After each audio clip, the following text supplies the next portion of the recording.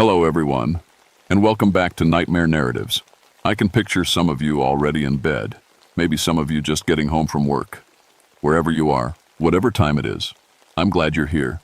If this helps you relax or sleep, please like and subscribe. It means a lot. Now let's get you comfortable, and I'll tell you tonight's story. My name is Rebecca Ashford, but everyone calls me Becca. I'm telling you this story because someone needs to know what really happened in Deep Creek Hollow back in 1976. I've kept quiet for almost 50 years now, but I'm getting old, and the nightmares won't stop. I was 28 then, working as a freelance journalist out of Charleston. Not the glamorous kind you see in movies. I wrote about local festivals and missing pets mostly. But I had bigger dreams. I wanted to write something important, something that would get me noticed by the big newspapers. That's how I ended up chasing stories about people disappearing in the West Virginia mountains. Every few years, hikers would vanish without a trace. No bodies, no clues, just empty tents and cold campfires. The local papers barely mentioned it, but I thought there might be a pattern. Maybe a serial killer or some kind of cult. I figured I could write a book about it. What I didn't tell my editor was that this wasn't just another story for me. My sister, Sarah, had disappeared in those same mountains 10 years earlier. She was 21, in her last year at WVU. She'd gone camping with friends in October 1966, somewhere near Deep Creek Hollow. The search teams found her tent and sleeping bag, but Sarah was gone. Her friends said she'd walked into the woods to use the bathroom and never came back. The police said she probably fell into a cave or got lost. Case closed. But I knew Sarah better than anyone.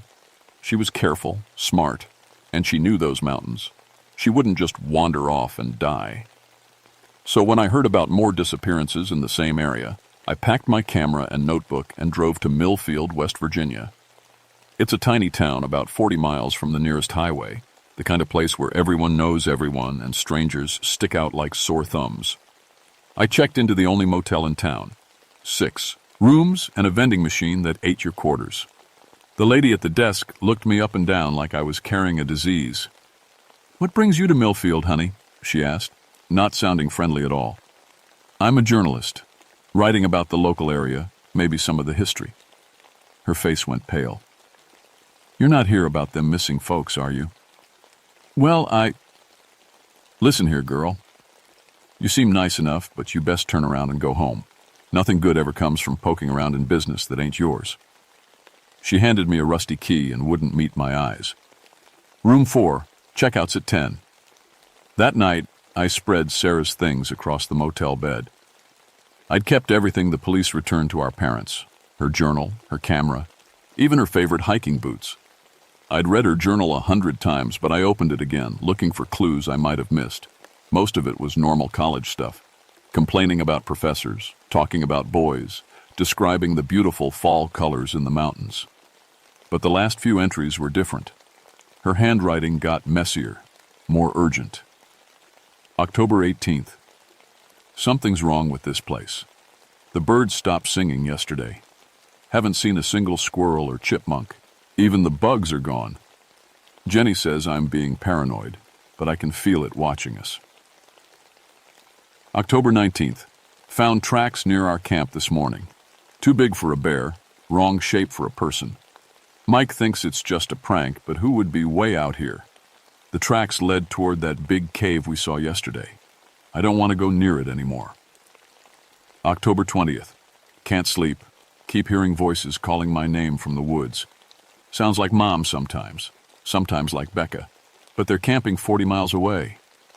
I know it's not really them, but God help me, I want to follow the voices so bad it hurts. That was the last entry. The next day, she was gone. I closed the journal and tried to sleep, but every little sound made me jump. Around midnight, I heard something scratching at my door. Soft at first, then harder, like fingernails on wood. I lay in bed, heart pounding, until it finally stopped. The next morning, I asked the motel lady about hiring a guide to take me into the mountains. "Honey, please," she said, "just go home. Write about something else. Anything else." I have to do this, I said. It's about my sister. She stared at me for a long moment, then sighed. You want Ezra Blackthorne.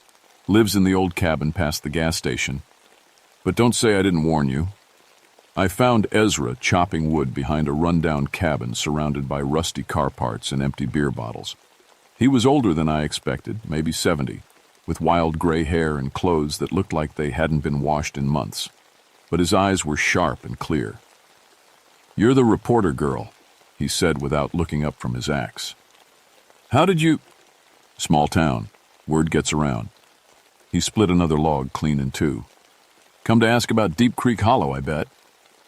You know it? Ezra set down his axe and looked at me properly for the first time. Know it better than anyone alive, I reckon. Question is, why you want to go there? I told him about Sarah, about the other disappearances, about needing to know the truth. He listened without interrupting, but I could see him getting more and more uncomfortable. Girl, he said finally, some places are meant to be left alone. Deep Creek Hollow is one of them. But you'll take me?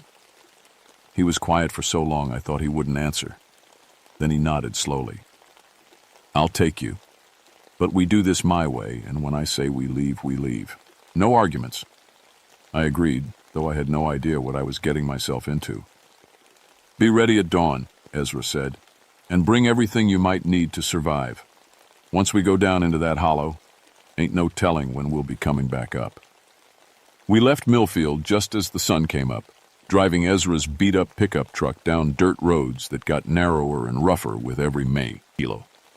I'd brought my camera, plenty of film, a tape recorder, and enough food for 3 days. Ezra had a hunting rifle, a big knife, and a backpack full of things he wouldn't let me see. Tell me about the hollow, I said, as we bounced along a barely visible trail. Cherokee used to call it Invi Atsila, Ezra said, means the hungry one. They wouldn't hunt there, wouldn't even walk through it. Said something lived down in the caves that was always starving, always wanting more. What kind of something? Ezra was quiet for a while. The kind that ain't got a name in English. We parked at the end of the road where an old wooden sign read, Danger, Abandoned Mine Workings, Keep Out. Beyond it, the land dropped away into a deep gorge, thick with fog. Deep Creek Hollow, Ezra said. 500 feet down to the bottom, maybe deeper in some places. Used to be a coal mine down there in the 20s, before the accident. What accident? Cave-in killed 37 men, but that ain't the strange part.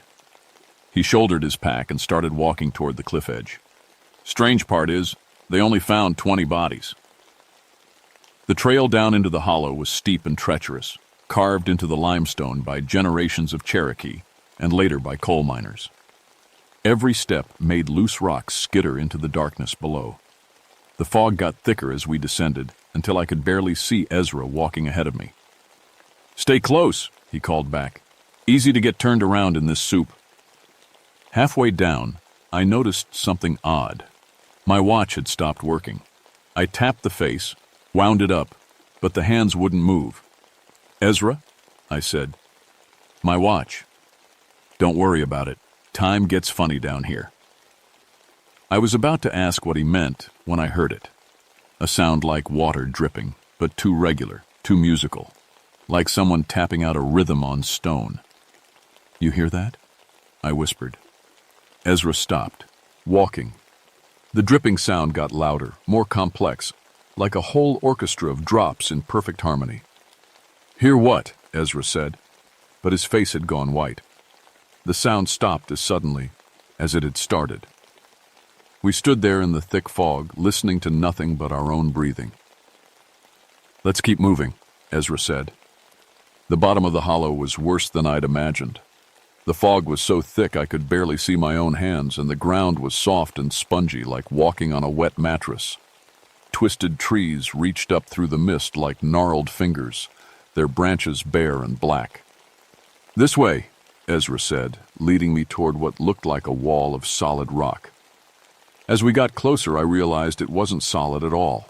It was the mouth of a cave, maybe 20 feet wide and so dark I couldn't see the back of it.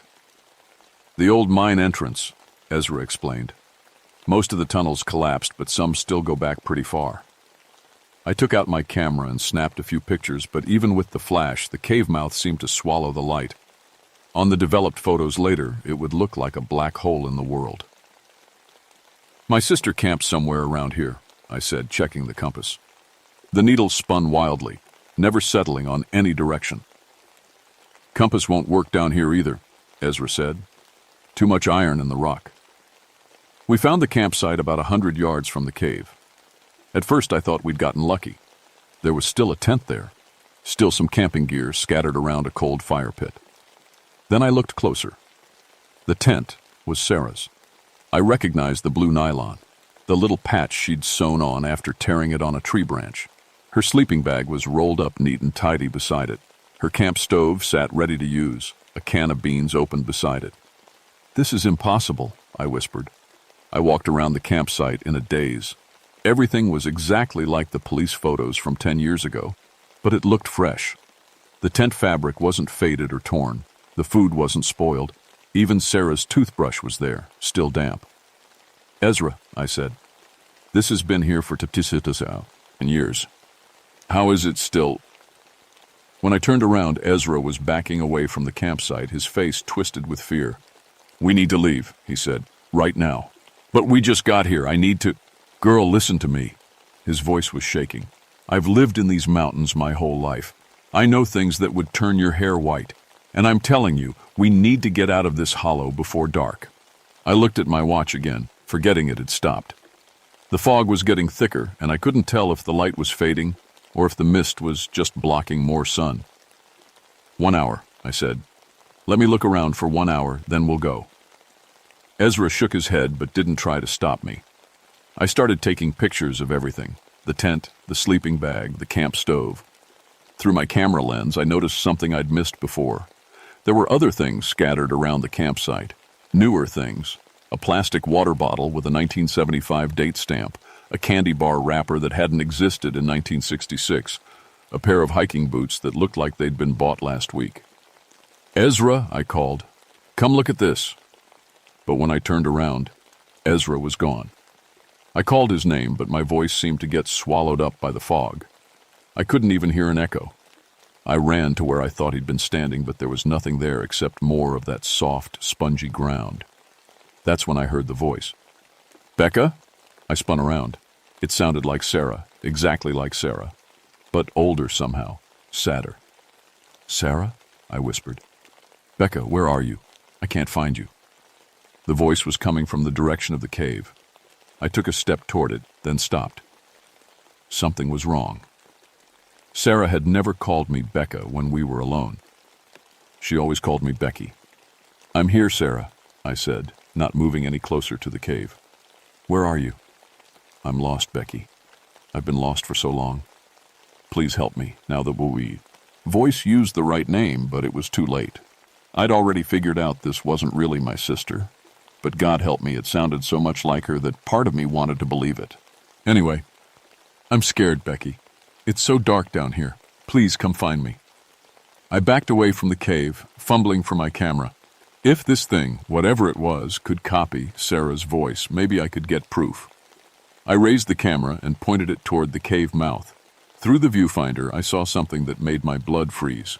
There was a figure standing just inside the cave entrance.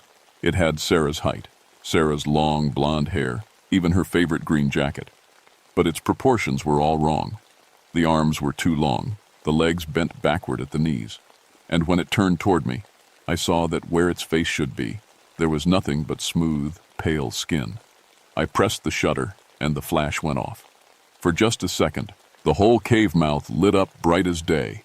The thing that looked like Sarah let out a sound like steam escaping from a kettle and disappeared deeper into the cave. That's when I ran. I didn't think about Ezra, didn't think about my equipment. I just ran through the fog, stumbling over roots and rocks, trying to find the trail back up to the rim of the hollow. But every path I took led me back to the campsite.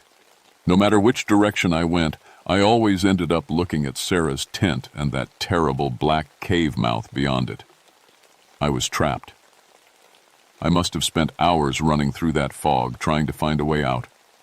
My clothes were soaked with sweat and mist, and my hands were cut up from falling on sharp rocks.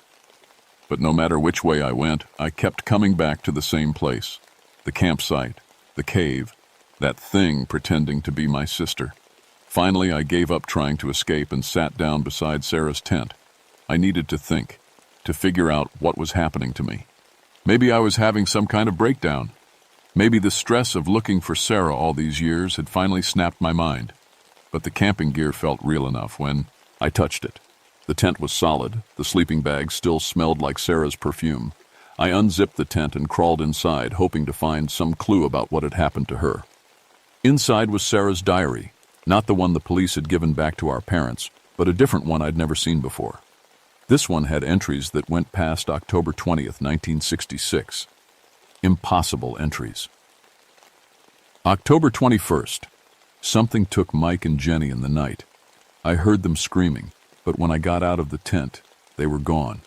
Just their sleeping bags, still warm. I should leave, but I can't find the way out. Every trail leads back here. October 25th. Still trapped. The thing in the cave keeps calling to me in Mom's voice, in Becca's voice, in my own voice. I'm so hungry, but I'm afraid to eat the food. What if it's not really food at all? November 3rd. Ezra found me today. At least I think it was Ezra. He looked younger than he should, but he knew things only Ezra would know. He says he can help me, but I have to do exactly what he tells me. I'm so tired of being alone. The handwriting was definitely Sarah's, but the dates made no sense. If she'd written these entries, she should have died of thirst and exposure weeks ago. I flipped to the last entry, dated just 3 days ago. October 18th, 1976. Another one coming down into the hollow. A woman with a camera asking about the missing people. She looks like Becca, but older. God, has it really been 10 years? Ezra says we need to feed it again soon, or it'll start taking people from the town. I don't want to do this anymore, but what choice do I have? My hands were shaking so bad I could barely hold the diary. This was impossible. Sarah couldn't have been living down here for 10 years. She couldn't have aged only a few months in all that time. And she couldn't have known I was coming. Unless... Hello, Becky. I spun around. Sarah was standing outside the tent, backlit by the gray fog. She looked exactly the same as the day she disappeared, 21 years old, blonde hair in a ponytail, wearing that green jacket I'd seen on the thing in the cave, but this time, the proportions were right. This time, she had a face. Sarah? I crawled out of the tent slowly, afraid she might disappear if I moved too fast. I've missed you so much, she said. Her voice was exactly right, down to the little catch she always got when she was trying not to cry. I wanted to run to her, to hug her, to tell her I'd never stopped looking for her. But something held me back. Maybe it was the way she stood so perfectly still, like she was waiting for me to make the first move. Where have you been? I asked. Here. Always here. She gestured toward the cave. It won't let me leave, Becky. I've tried so many times, but the paths always lead back. What won't let you leave? Sarah's smile flickered for just a second like a TV with bad reception. The hungry one. The thing that lives in the deep caves. It's been here since before the Cherokee, since before anyone. It's so old, Becky. Older than the mountains. That's impossible. Is it? She took a step closer. You've seen the campsite. You've heard the voices. You know your compass doesn't work down here, that time moves differently. This place isn't like the rest of the world. I backed away from her, toward the cave entrance. Wrong direction, I realized too late. How have you survived down here for 10 years? I asked. The same way you will. Sarah's face changed, became somehow less human. It doesn't need to kill us, Becky. It just needs to feed. And there are always more people coming to the mountains, always more hikers and campers and curious journalists. You're saying you've been... I couldn't finish the sentence. Helping it hunt, leading people into the caves where it can reach them. It's not so bad, really. The hunger stops hurting after a while, and we get to stay together forever, all of us who feed it. That's when I saw the monsieur figures moving in the fog around the campsite, getting closer. Men and women of all ages, all wearing the same blank expression as Sarah. Some were dressed like hikers from different decades. Others wore the canvas work clothes of coal miners. The miners who died in the cave-in, I whispered. The ones who were chosen, Sarah corrected. Just like Mike and Jenny were chosen. Just like you're going to be chosen. I turned and ran toward the cave, thinking maybe I could hide in the tunnels until I figured out a way to escape. But as soon as I crossed the threshold, I knew I'd made a terrible mistake. The cave was much bigger inside than it looked from the outside. The walls curved away into darkness, and I could hear water dripping somewhere far below. But worst of all, I could feel something watching me, something huge and patient and incredibly, impossibly hungry. A sound echoed up from the depths, not quite a roar, not quite a whistle, but something that made every bone in my body vibrate. I tried to run back outside, but the cave entrance was gone. Instead of fog and gray daylight, there was only more tunnel stretching in every direction. I was in a maze now, limestone passages that branched and twisted with no logic I could understand. Some tunnels sloped down toward that terrible sound. Others seemed to climb upward, but when I followed them, they always curved back down again. I tried using my camera flash to see better, but the tunnels seemed to absorb light. Each flash showed me less than the last, until finally the bulb just went dark and wouldn't work at all. That's when I heard Ezra's voice calling my name. "Becca, where are you, girl? I've been looking all over for you." I followed the sound through the twisting passages, desperate to find another human being, even though part of me wondered if this was just another trick. I found him in a wide chamber, filled with old mining equipment, rusty picks and shovels, wooden support beams, even an overturned minecart. Ezra was sitting on a fallen beam, looking exactly the same as he had that morning. But something was different about his eyes. "Thank God," I said. "I thought I was going crazy. Sarah's down here, Ezra. She's alive, but something's wrong with her. Something's wrong with this whole place." Ezra nodded sadly. "I know, girl. I've known for years." "Then why did you bring me down here?" "Because I didn't have a choice." He stood up, and I saw that his skin was pale and waxy, like a candle that was starting to melt. "My family's been feeding the hungry one for 4 generations. My great-grandfather made a deal with it after the mine accident. Keep it fed with strangers, and it won't touch the town." "That's insane." "Is it? You ever notice how quiet Millfield is? How peaceful? No crime, no violence, no trouble at all. That's because the hungry one protects what belongs to it."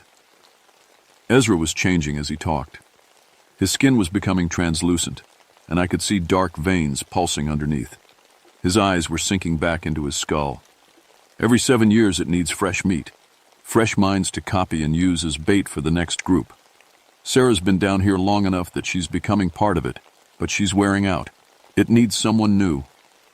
"Run," I whispered to myself. "Run now." But my legs wouldn't move. The hunger that radiated from somewhere deep in the cave was so strong it felt like being pulled toward a black hole. I wanted to walk deeper into the tunnels, wanted to find whatever was calling to me and give it everything it wanted. "Don't fight it," Ezra said. His voice was getting hollow, echoing like he was speaking from the bottom of a well. "Fighting just makes it hurt worse." I forced myself to take one step backward, then another.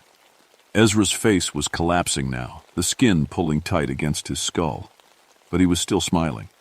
"It's already too late anyway," he said. "You've been breathing the air down here for hours. You've been drenched. King the water from your canteen that you filled at the stream near the campsite. It's in your blood now, girl, part of you forever." That's when I felt it, a cold spreading through my chest, like ice water in my veins. My vision started to blur, and I could hear that terrible sound from the deep caves getting closer, like something massive dragging itself through the tunnels toward me. I ran through those caves for what felt like hours, following tunnels that made no sense, passing the same chambers over and over again. My breath came in sharp gasps, and every exhale turned to frost in the increasingly cold air. The sound was getting closer, that wet, sliding noise like something huge pulling itself across stone. And underneath it, I could hear voices. Sarah calling my name, Ezra laughing, my mother asking why I'd never come home for dinner. All lies, all bait. I stumbled into a vast underground chamber lit by some kind of phosphorescent moss growing on the walls. The space was so big I couldn't see the far end, just darkness stretching away like an underground ocean. And in the center of it all, I finally saw the hungry one. It wasn't like anything I could have imagined. Picture the roots of an enormous tree, if trees were made of pale flesh instead of wood. Thick tendrils spread across the floor and climbed the walls, pulsing with a slow heartbeat. At the center, where the trunk should be, was something that might have been a mouth, a circular opening lined with rows of needle teeth that never stopped moving. But the worst part wasn't what it looked like. The worst part was what surrounded it. Bodies. Dozens of them, maybe hundreds, all connected to the thing by fleshy cords that pulsed with stolen life. Some looked fresh, like they'd just laid down for a nap. Others were dried out, mumbling to themselves in languages I didn't recognize. The oldest ones hung. It'd been there so long they'd started to look like part of the creature itself. And standing at the edge of the feeding area, waiting for me, was Sarah. She looked different now. Her skin had the same waxy quality I'd seen in Ezra, and her eyes were completely black. When she smiled, I saw that her teeth had become sharp and pointed. "Welcome home, Becky," she said. "You're not Sarah." I backed toward the tunnel I'd come from, but it was already sealing itself with new growth from the creature. "Of course I am. I'm just better now. Improved." She gestured toward the feeding thing. "It doesn't want to hurt us, Becky. It wants to perfect us. Give us everything we need to be happy forever. By turning us into monsters? By freeing us from death, from pain, from the loneliness of being separate beings." Sarah took a step closer. "Look around you. All these people chose to stay. They could have fought, could have died, but they chose to become part of something greater." I looked at the bodies connected to the creature. Some of them were moving their lips, having conversations with people who weren't there. Others stared at the ceiling with empty smiles, lost in whatever dreams the thing was feeding them. "That's not living," I said. "That's just existing. Is there a difference? You were never happy before, Becky. Always searching for something, always trying to prove yourself. Down here, you don't have to search anymore. You've found what you were looking for." The creature made that whistling sound again, and I felt the cold in my chest get stronger. Part of me, a growing part, wanted to walk over to one of those feeding tubes and let it all just stop. No more questions, no more pain, no more wondering what happened to Sarah.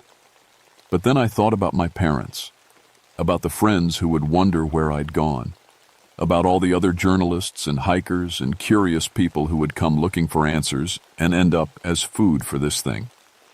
"No," I said. Sarah's face twisted with something that might have been disappointment or rage. "You don't get to choose, Becky. None of us do.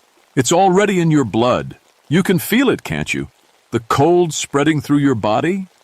She was right. The cold was getting worse, making my fingers numb and my thoughts fuzzy. But it also made me angry. This thing had stolen my sister, had been stealing people for generations, and everyone just accepted it as the price of keeping their little town peaceful. I pulled out my emergency flare, the one thing Ezra had insisted I bring that I hadn't used yet. "Stay back," I said, pulling the cap off the flare. Sarah laughed. "What are you going to do, burn us? The hungry one has survived ice ages and volcanic eruptions. A little fire isn't going to—" I struck the flare, and red light blazed through the chamber. The creature let out that terrible whistling sound, much louder now, and all the bodies connected to it started screaming. But I wasn't aiming at the creature itself. I was aiming at the ceiling. The old mining tunnels were full of methane gas. I remembered that from the newspaper articles about the 1920s disaster. All I needed was one spark in the right place. "Becky, don't!" Sarah lunged toward me, but the cold in my blood was making me slower, clumsier. I managed to throw the flare up toward a crack in the ceiling where I could smell the sharp odor of gas. For a second, nothing happened. The flare tumbled through the air, trailing sparks and red smoke. Sarah tackled me to the ground, her fingers digging into my arms with inhuman strength. Then the world exploded. The gas ignited in a chain reaction that raced through the cave system like liquid lightning. The ceiling came down in chunks the size of cars, and the creature's whistling became a sound like a steam engine exploding. The feeding tubes snapped, spraying black fluid across the chamber, and the bodies they'd been connected to began aging rapidly, decades of stolen Tim. It catching up to them all at once. Sarah was screaming, but not in pain, in rage. Her face was changing, becoming something with too many teeth and eyes that burned like coals. She wasn't my sister anymore, maybe hadn't been for years. She was just another part of the creature, another lure it used to catch prey. "You've killed us all!" she shrieked as her body started to dissolve. "It will starve now, and when it does, it will take everyone in Millfield, everyone in the county." I tried to tell her I was sorry, but a chunk of ceiling caught me in the head and everything went black. When I woke up, I was lying on my back under the open sky. Real sky, not the endless gray of the hollow. My head felt like someone had hit it with a baseball bat, and I could taste blood in my mouth. I was at the bottom of Deep Creek Hollow, but it looked different now. The fog was gone, and I could see that most of the cave system had collapsed. Where the entrance used to be, there was just a pile of limestone boulders 20 feet high. Sarah's campsite was gone too, buried under tons of rock. No tent, no sleeping bag, no impossible diary, just rubble and the sound of water running somewhere underneath it all. I found the trail back up to the rim and climbed it slowly, every step sending spikes of pain through my skull. My watch was working again, and according to it, I'd been down in the hollow for less than 6 hours. But it felt like I'd aged 10 years.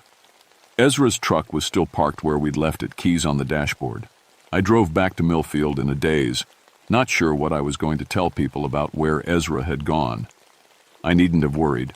When I got to town, nobody seemed to remember that Ezra Blackthorne had ever existed. The motel lady looked at me blankly when I asked about him. The gas station attendant said he'd never heard the name. It was like the old man had been erased from everyone's memory except mine. I never wrote the article about the disappearances. How could I?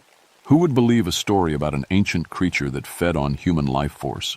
Instead, I packed up my things and drove back to Charleston, telling everyone I'd gotten food poisoning and had to cut the trip short. But I couldn't just forget what had happened.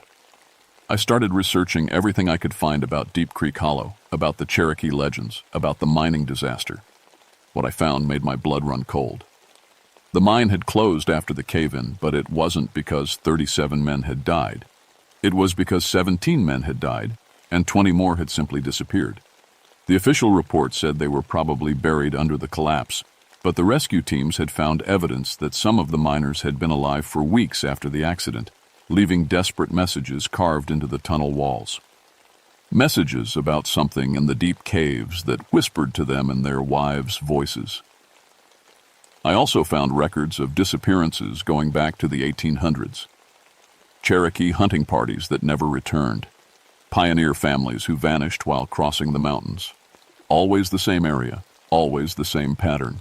7 years of quiet, then a sudden cluster of missing people. The math was simple and horrible. If the creature needed to feed every 7 years, and if I'd really damaged it by bringing down the cave system, then the next feeding should have been due in 1983. I moved to Oregon in 1982. For a while, I thought maybe I'd actually killed it. The newspaper databases showed no unusual disappearances in the West Virginia mountains through the 80s and early 90s. I started to relax, started to believe that maybe the nightmare was finally over. Then in 1998, I got a call from a Charleston newspaper editor I used to know. "Becca, thank God you're alive.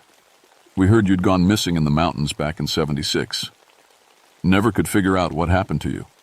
"I'm fine," I said. "I've been living in Oregon." "Well, that's a relief.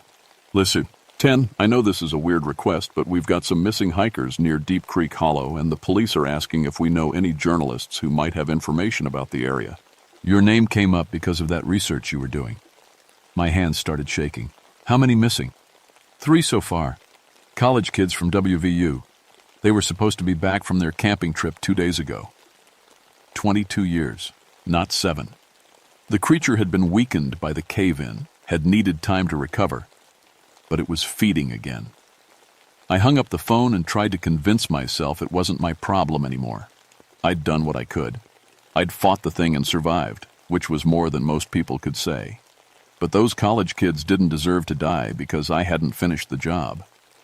I flew back to West Virginia the next day. Millfield looked exactly the same as it had in 1976, like time had stopped there.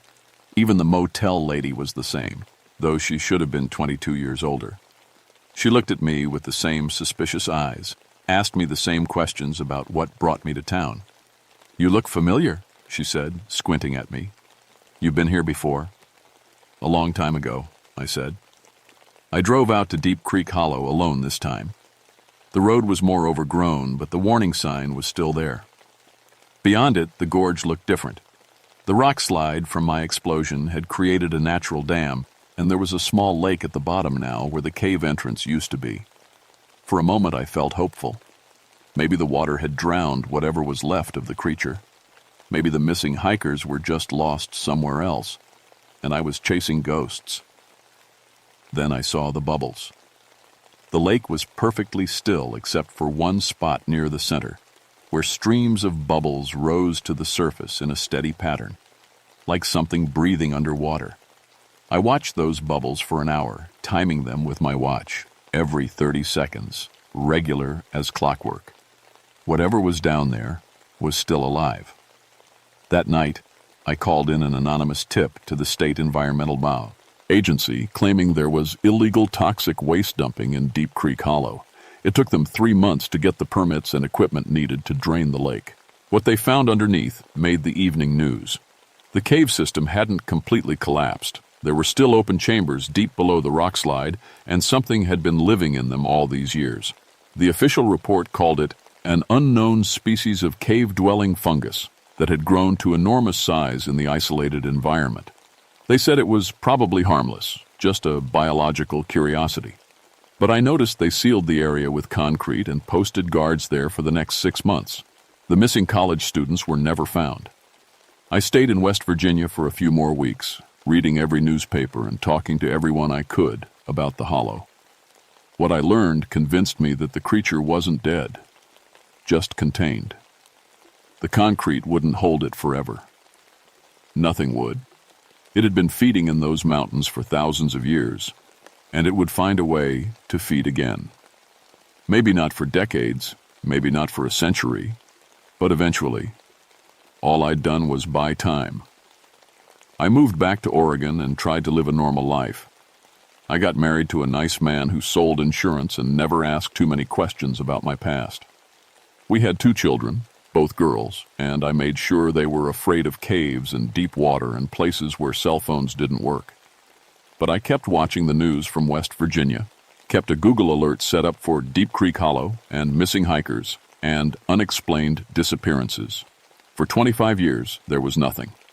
Then, last month, I got an email from a young journalist in Charleston.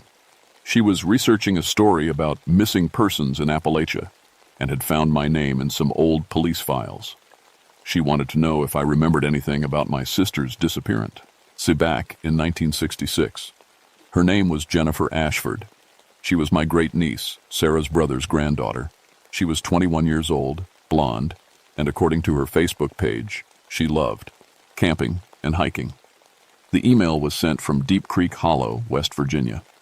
I tried calling her phone, but it went straight to voicemail. I tried calling the police, but they said they couldn't start looking for someone who'd only been out of contact for a day. So here I am, writing this story instead of sleeping, because I know I'm too old to go back to that hollow one more time.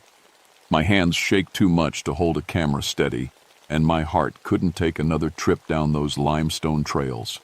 But maybe you're reading this, and you're young and strong and brave enough to do what I can't. Maybe you can find Jennifer before she becomes another voice calling from the caves, another lure to trap the next generation of victims.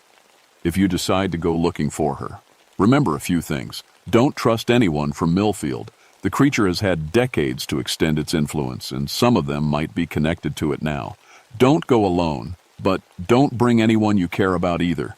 If things go wrong, you want to be the only one who doesn't make it home. Bring fire, lots of it. Flares, gasoline, anything that burns hot and bright.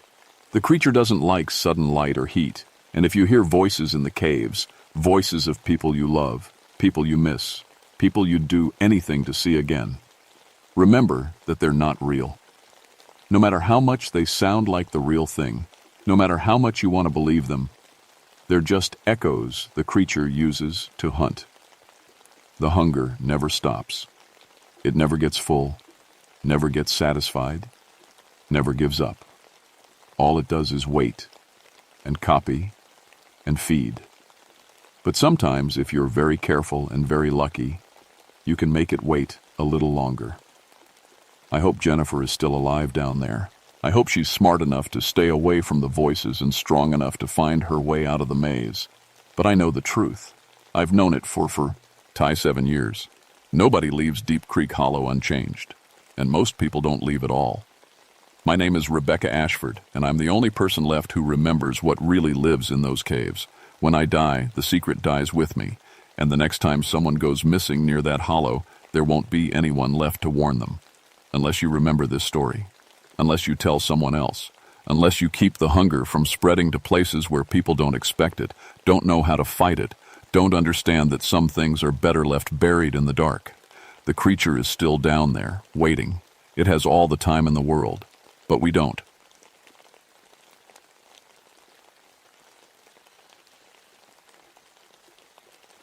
My name is James Steelwater, and I wish to God I'd never heard of Raven's Ridge. It was October 1973 when they gave me the assignment. One last job before my retirement from the Army Corps of Engineers. 23 years of building bridges and dams, and this was supposed to be my easy ticket out. Survey a valley in Virginia, mark it for flooding, collect my pension. Simple. The previous survey team had gone in 3 weeks earlier. When the helicopter brought them out, 2 were catatonic and the other 4 kept drawing the same thing over and over. Twisted route patterns that covered every piece of paper they could find. The doc said it was some kind of group breakdown. Stress, they called it. Too much time in the woods. I'd seen stress before. This wasn't stress. But orders were orders, and I needed that pension. So I put together a new team. Dave Rodriguez, my equipment specialist. Kid was young but knew his stuff. Tom Walsh and Mike Chen, both good surveyors. Bill Harper, our radio man. And Joseph Crow Feather, the Cherokee consultant the government required us to bring. Joseph was different from the start.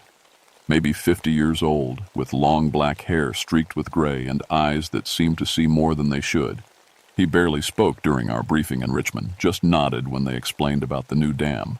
But I caught him staring at me like he was trying to figure out if I was worth saving. The helicopter dropped us at Raven's Ridge on a Tuesday morning. The pilot couldn't get away fast enough. "Weather's been strange up here," he shouted over the rotors. "Trees growing faster than they should. Animals acting weird. You boys watch yourselves." I watched him disappear over the ridge, then turned to look at our home for the next 2 weeks. The valley was beautiful, I'll give it that. Ancient trees stretched up like cathedral pillars, some so wide it would take 6 men holding hands to circle them. The air smelled clean and green, and somewhere I could hear water running over rocks. Perfect October weather, warm but not hot, with that golden light that makes everything look like a painting. But something felt wrong from the start. The trees were too quiet. No birds singing, no squirrels chattering. Even our footsteps seemed muffled, like the forest was swallowing the sound. And the roots, Jesus, the roots. They snaked above ground everywhere, thick as telephone poles, creating a maze we had to step over and around. "This is a sacred place," Joseph said quietly as we set up camp near a small creek. It was the first thing he'd said all day. "Sacred to who?" I asked, unpacking my surveying equipment. "To those who came before. And to those who live here now. I looked around. Nobody lives here, Joseph. That's why we're flooding it. He just smiled. But it wasn't a happy smile. You'll see, Captain Steelwater. This place is very much alive. Dave was having trouble with the equipment. Our GPS readings kept pointing toward the center of the valley, no matter which direction we faced. The ground-penetrating radar showed something impossible, a root system that seemed to stretch for miles underground, all connected to something massive.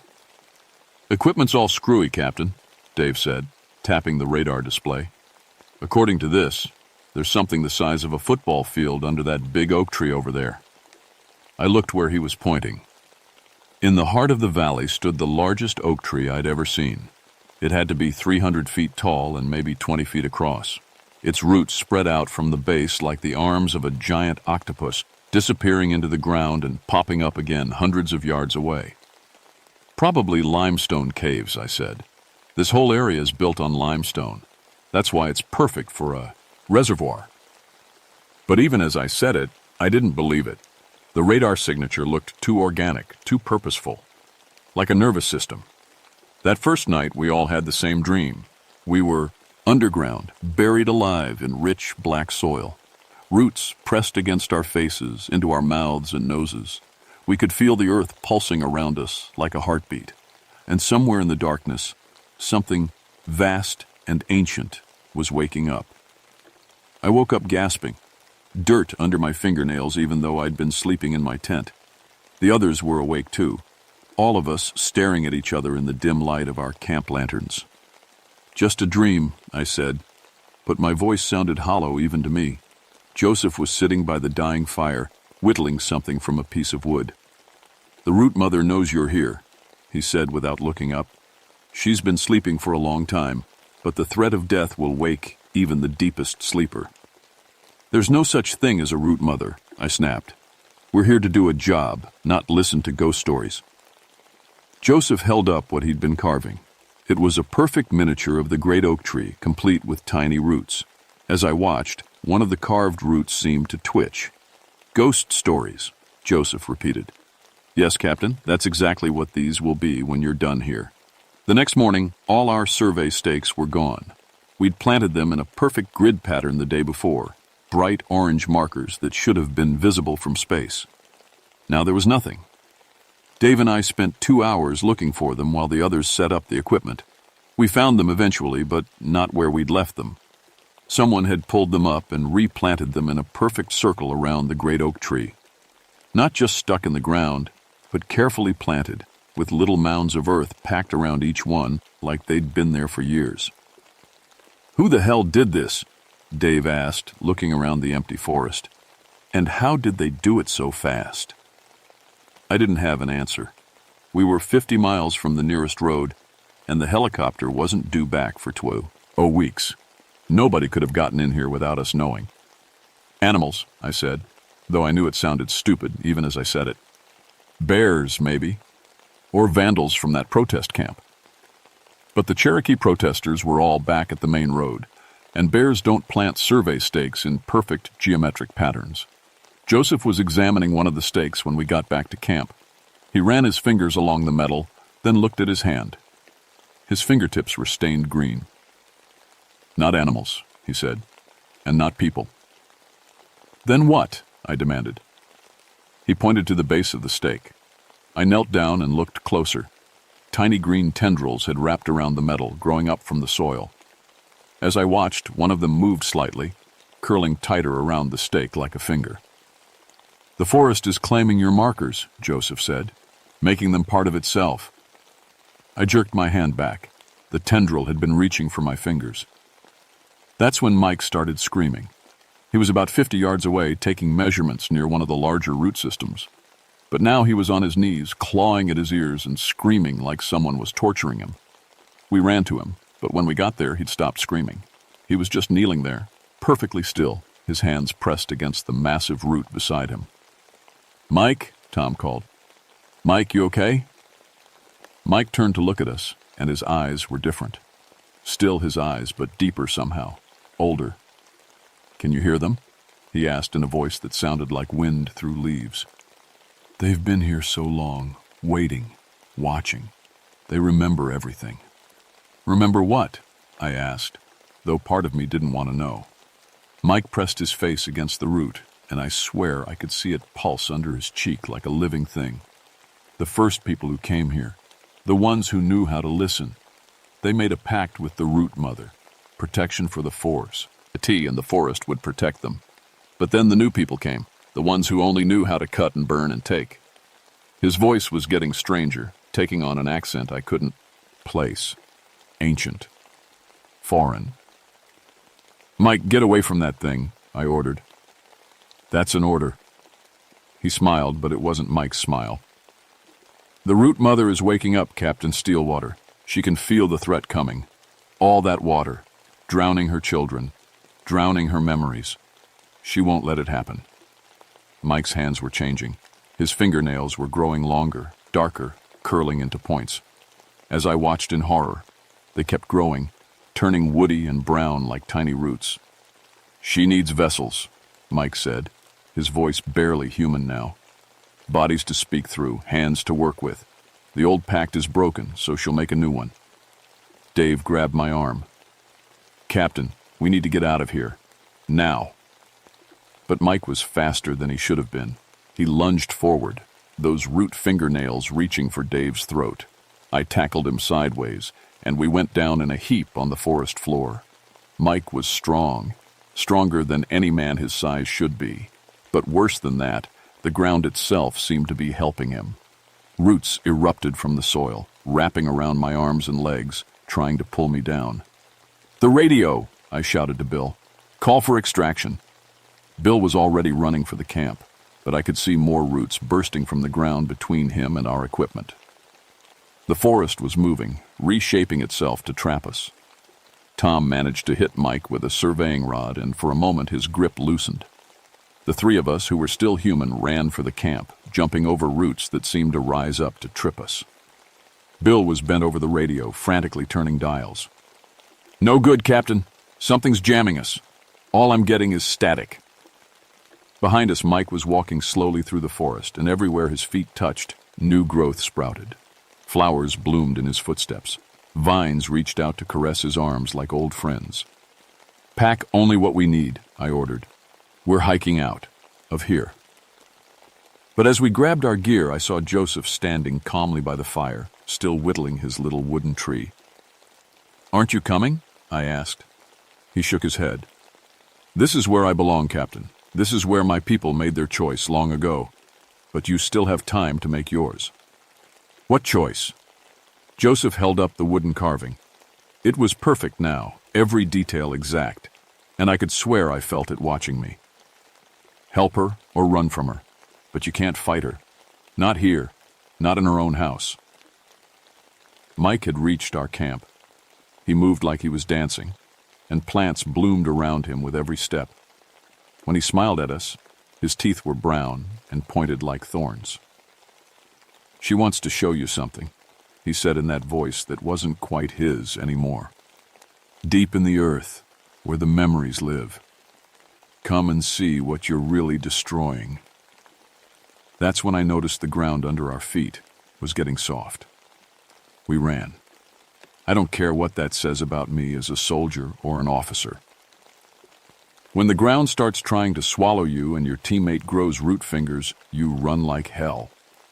The forest fought us every step of the way. Branches reached down to tangle in our hair.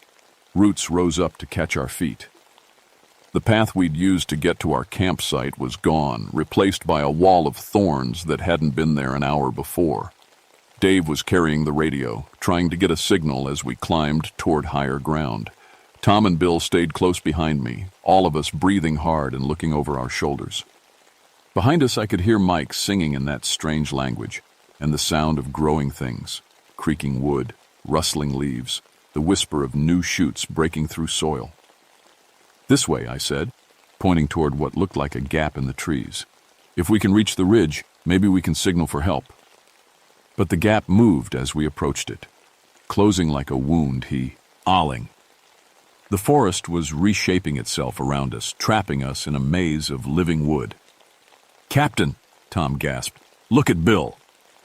I turned around and felt my stomach drop. Bill was changing. Too. Green veins were spreading up his arms like infection, and his hair was starting to grow longer, turning from brown to a deep forest green. He was still human, still scared, but something else was taking him over. "I can hear her," he whispered, his voice taking on that same wind-through-leaves quality Mike had developed. "She's so old, Captain, so old and so tired of being hurt. Every tree they cut is like losing a child. Every stream they poison burns like acid in her veins." "Fight it," I ordered. "Whatever this is, fight it." But Bill was already pressing his palms against the trunk of a nearby tree. Where he touched the bark, it began to glow with a soft green light. "She doesn't want to hurt you," he said. "She just wants you to understand, to feel what she feels when the chainsaws come, to know what it's like to watch your children die." Dave grabbed my arm. "The radio's picking something up," he said. "Listen." He held the radio out, and through the static, I could hear voices. Dozens of them, maybe hundreds, all speaking in unison, some in English, some in languages I didn't recognize. But they were all saying the same thing. Come home. Come into the earth. Rest in the roots. Be part of forever. "Jesus," Tom whispered. "How many people has this thing taken?" That's when I understood. The Cherokee who'd lived here before the government moved them out. The settlers who'd tried to farm this valley. The loggers who'd come to cut the timber. They hadn't left. They'd been absorbed, taken into the root mother's consciousness, made part of her defense system. And now, she wanted us. Bill let out a cry that wasn't quite human anymore. His feet were sinking into the ground, not falling through it, but melting into it like the soil was part of him. Root tendrils were wrapping around his legs, pulling him deeper. "Help me!" he screamed. But even as he said it, his face was changing. His skin was taking on a bark-like texture, and his eyes were turning the deep green of old moss. Dave and I tried to pull him out, but the roots were too strong. They coiled around our arms when we grabbed Bill, trying to drag us down too. For a terrifying moment, I felt the pull of the earth, felt how easy it would be to just let go and sink into the warm, dark soil. Then Tom hit one of the roots with his surveying equipment, and it recoiled like a snake. We jerked backward, pulling free, but Bill was already gone. The ground closed over him like water, leaving only disturbed earth and a few scattered leaves. "We have to find the center," I said, my mind racing. "The heart of this thing. If we can reach that big oak tree, maybe we can figure out how to stop it." "Stop it?" Dave stared at me like I'd lost my mind. "Captain, we need to get out of here." "And go where? Look around, Dave. The forest goes on for miles in every direction, and it's all connected, all part of her. We can run until we collapse, but we'll still be in her territory." As if to prove my point, the trees around us began to move. Not swaying in the wind, there was no wind. Actually moving, their roots pulling up from the ground and replanting themselves in new spots. In minutes, we were surrounded by a tight circle of massive trunks, their branches interweaving overhead to block out the sky. We were in a living prison. That's when I heard Joseph's voice, though he was nowhere to be seen. The old stories tell of a pact. His words seem to come from the trees themselves. An agreement between the first people and the root mother. They would protect her, and she would share her wisdom. But the pact was broken when the Cherokee were forced to leave. Now she trusts no one. "Where are you?" I called out. "I am where I have always belonged," Joseph's voice answered. "In the earth, in the roots, in the memories of my people." A section of bark on one of the trees began to shift and change, forming the rough outline of a human face. Joseph's face, but made of wood and moss and living vine. "She will not let the valley be flooded," he said. "She has waited too long, sacrificed too much. Every person who enters her domain becomes part of her defense. You can join willingly, or she will take you as she took the others." There has to be another way, I insisted. The bark face smiled sadly. Perhaps. But it would require a sacrifice greater than she has ever asked before, greater than you would be willing to give. Before I could ask what he meant, the ground beneath Tom began to soften. He sank to his ankles, then his knees, crying out in panic as root tendrils wrapped around his legs. But this time was different. Instead of pulling him down gently like they had with Bill, the roots were rough, angry. They squeezed tight enough to make Tom scream, and I could see blood seeping through his pants where they cut into his skin. "She's getting impatient," Joseph's tree voice said. "Time is running out for all of you." Dave was trying to dig Tom out with his hands, but every handful of soil he pulled away was immediately replaced by new growth. The roots were pulling Tom deeper, and I could see the same green infection starting to spread up his arms. "Choose quickly, Captain," the Joseph tree said. "Join her willingly, or watch your men suffer as they're taken by force." Tom's screams were getting weaker. The green veins had reached his face now, and his eyes were starting to take on that deep forest color. But unlike the others, he was fighting it, and the root mother was fighting back. That's when I made my decision. "Let him go," I said, stepping forward. "Take me instead." The forest went completely silent. Even Tom stopped screaming. "Captain, no," Dave whispered. I knelt down and pressed my palms against the soft earth. Immediately I felt the presence of the root mother, vast and ancient and deeply, bone-achingly sad. She had been out, one for so long, cut off from the partnership she'd once shared with the Cherokee. Every tree that was cut, every stream that was poisoned, every road that was paved, she felt it all like physical wounds. "I understand," I said, and meant it. "I know what we were going to do to you, but there has to be a better way than this."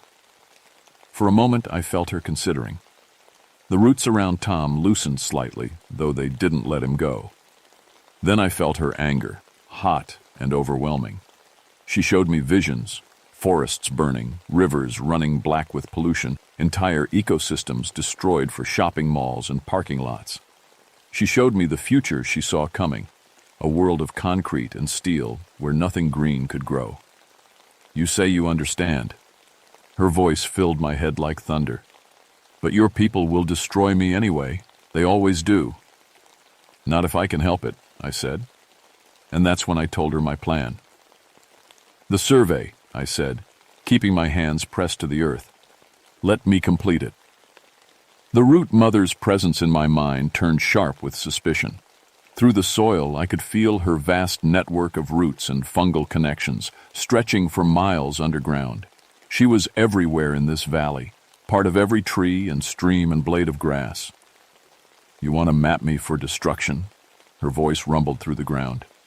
"Mark me for drowning." "No," I said. "I want to map you for protection." The roots around Tom loosened a bit more. I could feel her confusion, her wariness. "If I can document that this forest is alive in a way science doesn't understand yet, if I can prove that you're something completely new, they won't flood the valley. They'll study it instead. Protect it." Dave was staring at me like I'd gone insane. "Captain, what are you doing?" "Making a deal," I said, never taking my eyes off the bark face that was Joseph. "The old pact between your palm, Opal, and the root mother. What if we could make a new one?" Joseph's wooden features shifted, showing something that might have been hope. "The scientists will come," I continued, speaking, both to him and to the presence I could feel listening from beneath the soil. "Biologists, anthropologists, ecologists. People who want to understand, not destroy. Instead of flooding the valley, they'll make it a research preserve, protected forever. And in return," the root mother's voice was cautious, "no more taking people, no more forcing them to become part of you. Let the scientists study you willingly. Teach them what you've learned in all these centuries. Show them how to help other forests like this one." I could feel her considering it, weighing the offer against thousands of years of betrayal and loss. The forest around us held its breath. Then Tom screamed. The roots hadn't just been holding him, they'd been changing him. His legs below the knees were gone, replaced by wooden appendages that sank deep into the earth. His arms had stretched and elongated, fingers branching into twig-like projections. But his face was still human, still terrified, still aware. "She's hedging her bets," Dave said grimly. "Keeping our guy just in case you're lying." "I'm not lying," I shouted, pressing my hands harder against the ground. "But you have to trust me. Let him go, let all of them go, and I'll give you what you really want." "Which is what?" the root mother asked. "Proof that you're worth saving." I pulled out my notebook and started sketching quickly. Not the survey markers and measurement points I was supposed to be documenting, but the truth of what I'd found here. The root network that stretched for miles. The evidence of a plant intelligence unlike anything science had ever discovered. The potential for learning that could revolutionize our understanding of forest ecosystems. "This goes to the EPA," I said, still drawing. "To the National Science Foundation. To every environmental group in the country. But only if you let my men go." The root mother was quiet for a long moment. Then I felt her presence withdraw from Tom, and his wooden legs began to dissolve back into flesh and bone. He collapsed, gasping, but he was human again. "You would betray your own kind?" she asked. "I'm trying to save both our kinds," I said. "This valley doesn't have to die for a dam that we probably don't even need. And you don't have to be alone anymore." I could feel her searching my mind, looking for lies or deception. What she found instead was the truth, that I'd spent my whole career building things that sometimes destroyed as much as they created, that I was tired of being part of the problem instead of the solution. "One more condition," I said. "The people you've already taken, Mike, Bill, all the others over the years, give them back their choice. Let them decide if they want to stay with you or return to the human world." "Some have been part of me for decades," she said. "Centuries. They may not remember what it was to be merely human." "Then teach them," I said. "Help them remember. If they choose to stay, that's their decision. But it has to be a choice, not a prison." The forest began to change around us. The circle of trees that had trapped us started to move apart, their roots sliding through the soil like enormous snakes. In the growing spaces between them, people began to emerge from the ground. Some looked almost normal, just dirty and confused. Others had been changed more deeply, skin like bark, hair like moss, eyes the color of deep leaves. But they were all conscious, all aware, all looking around like they were waking up from a very long dream. Mike was among them, his root fingernails gone, his eyes human again. He looked at me with a mixture of gratitude and loss. "She's beautiful, Captain," he said quietly. "Being part of her, it's like being part of everything. Every tree, every stream, every living thing. We never felt so connected to anything. Do you want to stay?" I asked. He looked around at the other emerged people, at the magnificent forest, at the root mother's presence that I could still feel thrumming through the ground. "Yeah," he said finally. "I think I do, but not as a prisoner, as a partner." About half of the people chose to stay. The others, including Bill and Tom, opted to return to the human world, though I could see in their eyes that part of them would always belong to the forest. The root mother's presence touched my mind one last time. "Your survey, Captain Stillwater?" I held up my notebook, filled now with sketches and measurements and notes that would revolutionize forest science, if anyone believed them. "Consider it complete," I said. The helicopter came back 2 weeks later, right on schedule. The pilot was the same guy who'd dropped us off, and his eyes went wide when he saw what we were bringing back. My survey notes, filled with measurements and drawings that would make every scientist in the world want to visit Raven's Ridge. Soil samples that showed root networks no one had ever documented. Photographs of trees that seemed to respond to human presence. But mostly he stared at Tom and Bill, who looked like they'd been through hell but couldn't stop talking about the most incredible experience of their lives. "You find what you were looking for?" the pilot asked as we loaded our gear. "More than we were looking for," I said. The flight back to Richmond was quiet. Tom and Bill dozed fitfully, still recovering from their transformation. Dave sat in the corner, going through our equipment and shaking his head at readings that shouldn't have been possible. I spent the flight writing my report. It took me 3 drafts to get it right. Too much truth, and they'd lock me up in a psychiatric ward. Too little, and the valley would get flooded anyway, destroyed by people who couldn't see past the dollar signs of a new reservoir. In the end, I stuck to the scientific evidence. Documented proof of a root network that appeared to show signs of coordinated intelligence, soil chemistry that suggested unprecedented ecological relationships, wildlife behavior that indicated the presence of some kind of organizing principle in the forest ecosystem. I buried the supernatural stuff deep in technical language and let the readers draw their own conclusions. It worked. The story broke 6 months later. Army engineer discovers evidence of forest intelligence in Virginia Valley.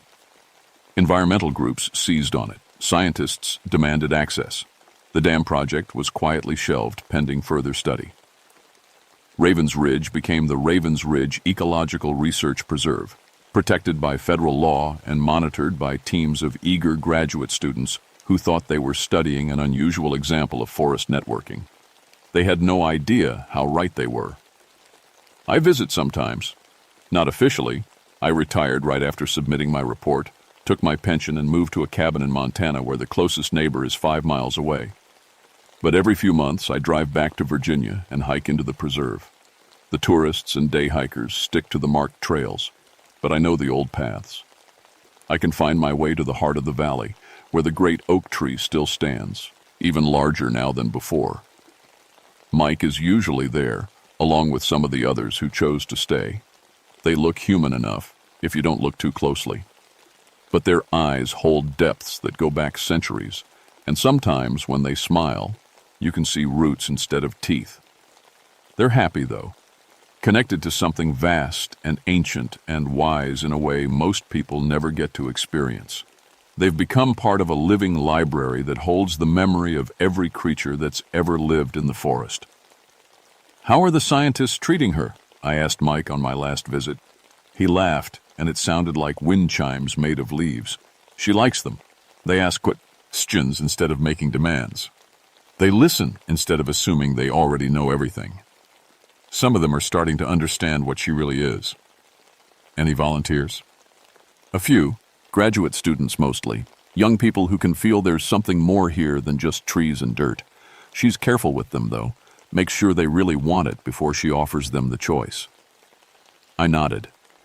The root mother had learned from our bargain. No more taking people by force. No more desperate attempts to defend herself by creating unwilling vessels. Instead, she was building something new, a partnership between human science and ancient forest wisdom. It wouldn't happen overnight. It might take generations. But for the first time in centuries, the root mother had hope instead of just fear. And I had something too. The knowledge that maybe, sometimes, you can build something instead of just tearing it down. Even an old soldier like me. I left the preserve as the sun was setting, hiking back through forests that hummed with contentment. Behind me, I could hear the sound of growing things, the whisper of leaves, the deep, slow breathing of a living world that had finally found a reason to trust humanity again. My name is James Steelwater, and I used to build dams. Now I build bridges between worlds that were never supposed to meet.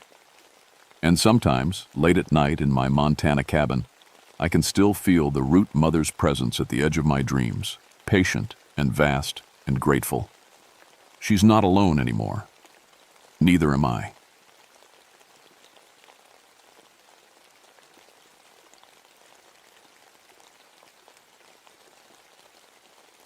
My name is Lisa Morrison, and I wish I'd never heard of Shadow Mountain. I was 25 back then, working as a social worker for the state of Tennessee. I thought I was pretty good at my job. I'd helped lots of kids get away from bad homes and into better ones. I believed every child deserved a chance, no matter how broken they seemed. That's probably why they gave me the Shadow Mountain case. 7 kids had gone missing over 2 years, all from the same area way up in the mountains. The other social workers didn't want to deal with it. They said the mountain people were weird and didn't like outsiders. I remember sitting in my boss's office, looking at the files. 7 children, ages 6 to 10. Their pictures stared back at me. Gap-toothed smiles, messy hair, innocent eyes. Mary Henderson, 8 years old. The Clark twins, both 6. Little Jenny Walsh, barely 7. And 3 others, all gone without a trace. The families up there don't trust the government, my boss told me. They homeschool their kids and live off the land. Very religious.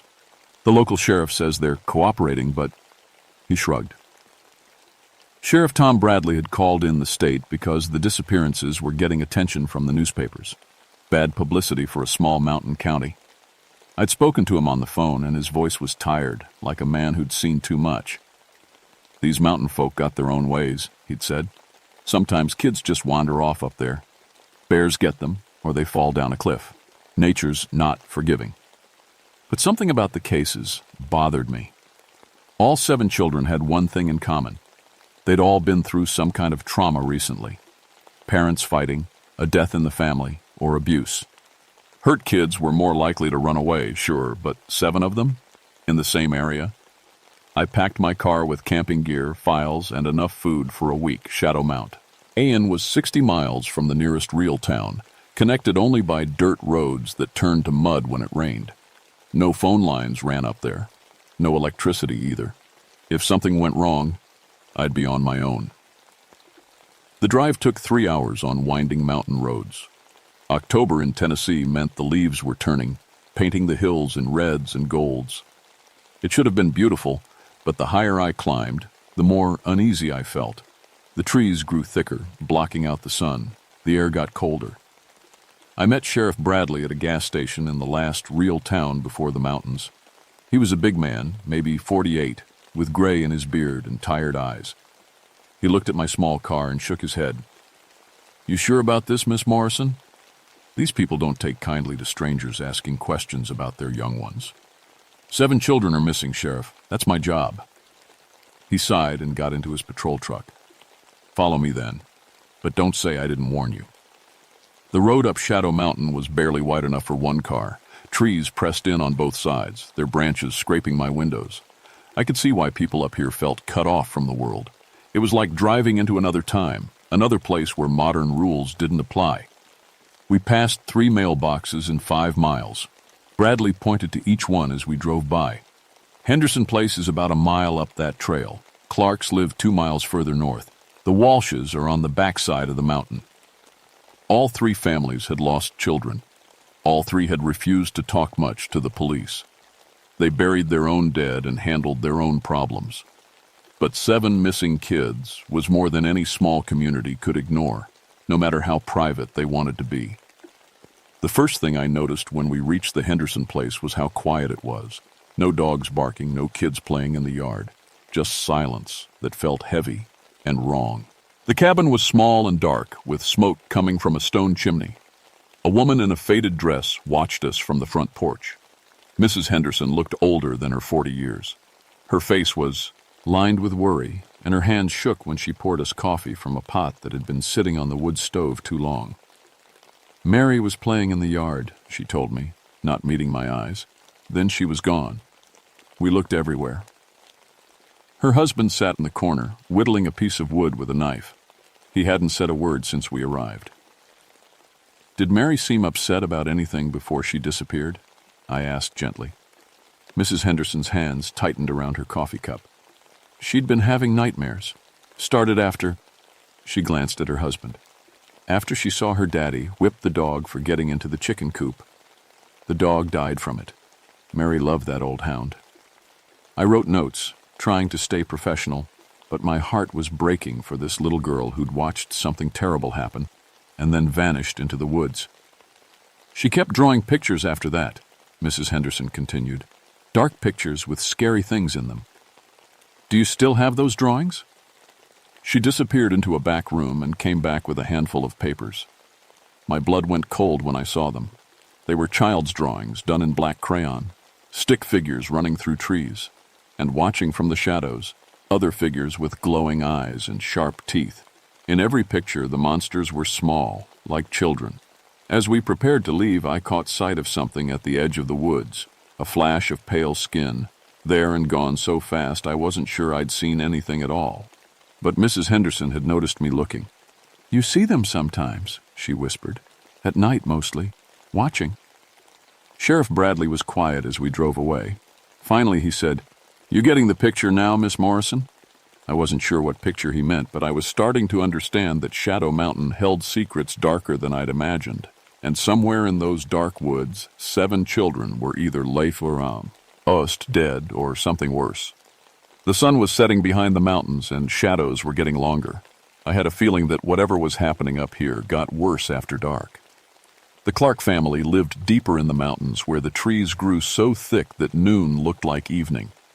Their cabin was even smaller than the Hendersons', and I could smell something cooking that made my stomach turn.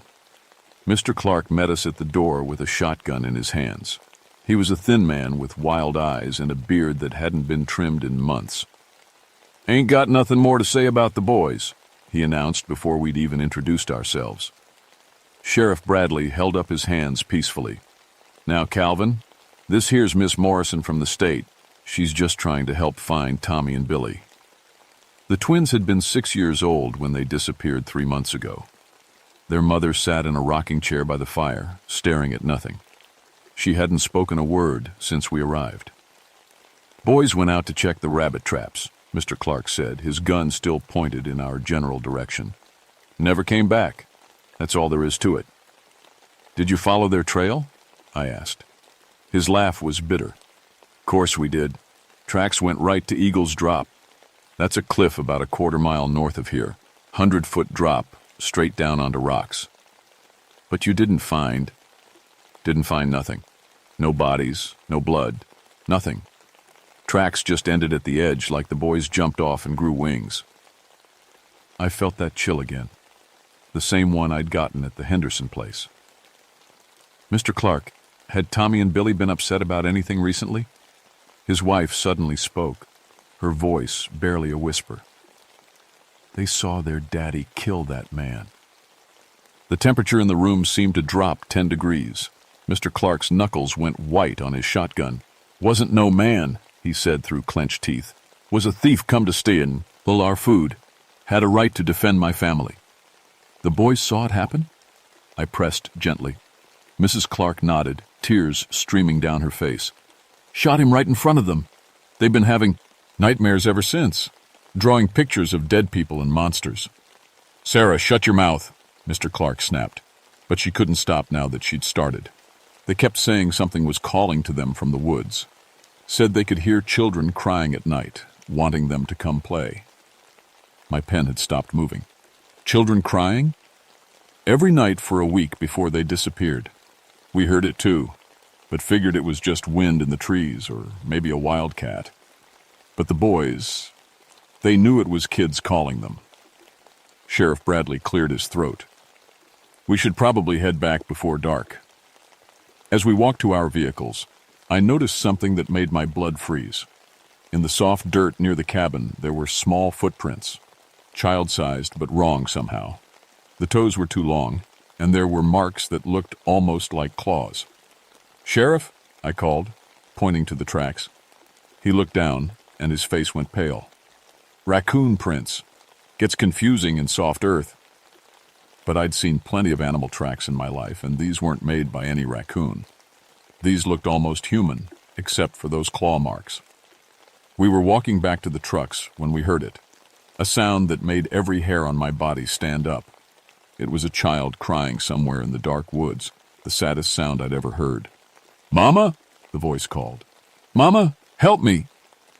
Without thinking, I started toward the sound. Sheriff Bradley grabbed my arm so hard it hurt. "Don't," he said, and his voice was shaking. "Just don't." "But there's a child out there." "No," he said, pulling me toward the truck. "There ain't." As we drove away, I kept looking back at the dark trees. The crying followed us for almost a mile, always staying just out of sight, always sounding like it was coming from a different direction. "What's really happening up here, Sheriff?" I asked when we finally couldn't hear the crying any more. He was quiet for a long time. When he finally spoke, his voice was barely audible over the engine. "There's old stories about these mountains, Miss Morrison. Stories about children who went into the woods and came back. Changed.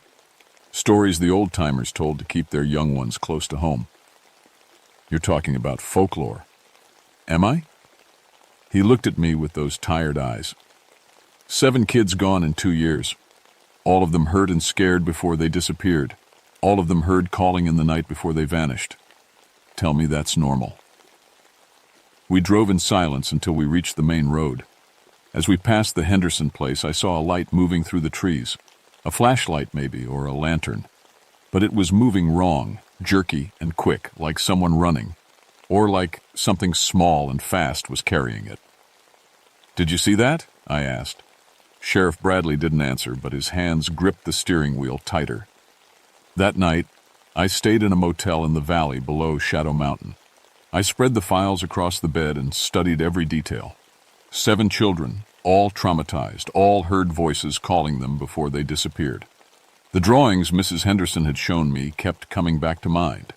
Those dark figures with glowing eyes, small like children, but definitely not human. Around midnight, I heard something that made me sit up in bed. It was faint, carried on the wind from the mountains above, children laughing. But it wasn't the happy sound kids make when they're playing. This was different, wild and hungry and wrong. It echoed off the mountain walls until I couldn't tell where it was coming from. I locked my motel room door and checked it twice before trying to sleep. But every time I closed my eyes, I saw those drawings, children with claws and glowing eyes, watching from the shadows. And I couldn't shake the feeling that somewhere up on Shadow Mow. 10. Something was watching me too. I should have left Shadow Mountain that night. Should have driven back to the state office and recommended the case be turned over to the FBI, but I kept thinking about those 7 missing children, and I couldn't give up on them. The next morning, I went back up the mountain alone. Sheriff Bradley had been called away on another case, or so the deputy told me. I suspected he just didn't want to face whatever was hiding in those woods. The Walsh family lived on the backside of Shadow Mountain, where the trees were so thick they blocked out most of the sky. Their cabin was the smallest yet, and I could tell they were barely scraping by. Jenny Walsh had disappeared just 2 weeks ago. Mrs. Walsh answered the door with her youngest child, a boy about 4, clinging to her leg. She looked terrified when she saw me. "Please," she whispered, glancing around like something might be listening. "Don't make me talk about Jenny. They don't like it when we talk about the taken children." "Who doesn't like it?" She pulled me inside quickly and locked the door. The cabin was dark and cold, with blankets hung over the windows. "They come at night," she said, her voice shaking. "Looking for her, calling her name. They know she's gone, but they keep coming back." Mr. Walsh sat in a corner, rocking back and forth. His eyes were wild, and he kept muttering something I couldn't understand. "My husband hasn't slept since Jenny disappeared," Mrs. Walsh explained. "He keeps saying he can hear her crying in the walls." "Tell me what happened the night she vanished." Mrs. Walsh hugged her little boy closer. Jenny had been having nightmares for weeks, ever since she saw... She looked at her husband. Since she saw what happened to her baby brother. What happened? He was born wrong. Couldn't breathe right. My husband, he put a pillow over the baby's face. Said it was a kindness. But Jenny saw. My heart sank. Another traumatized child. Another tragedy that had broken an innocent mind. The night she disappeared, Jenny kept saying, and she could hear other children playing outside. Happy children who wanted her to join them. I told her it was just her imagination, but around midnight she got out of bed and walked to the front door. "You saw her leave?" I tried to stop her, but it was like she was sleepwalking. She opened the door and walked out into the woods, following voices only she could hear. We searched all night, but Mrs. Walsh started crying. "We found her footprints leading to Devil's Hole." I knew that name from the case files. Devil's Hole was a deep cave system that ran through the heart of Shadow Mountain. Local legend said it went down for miles, connecting to other caves all through the mountains. "Has anyone searched the caves?" Mr. Walsh finally looked up, his eyes focusing on me for the first time. "Can't," he croaked. Things live down there. Old things. Hungry things. Has anyone actually seen these things? Mrs. Walsh nodded slowly. Jenny wasn't the first. Our neighbor's boy, Billy Henderson, Mary's older brother, he went missing 5 years ago. But 3 months later, we saw him. You saw Billy Henderson? The missing boy? Coming out of the woods one night, but he was different.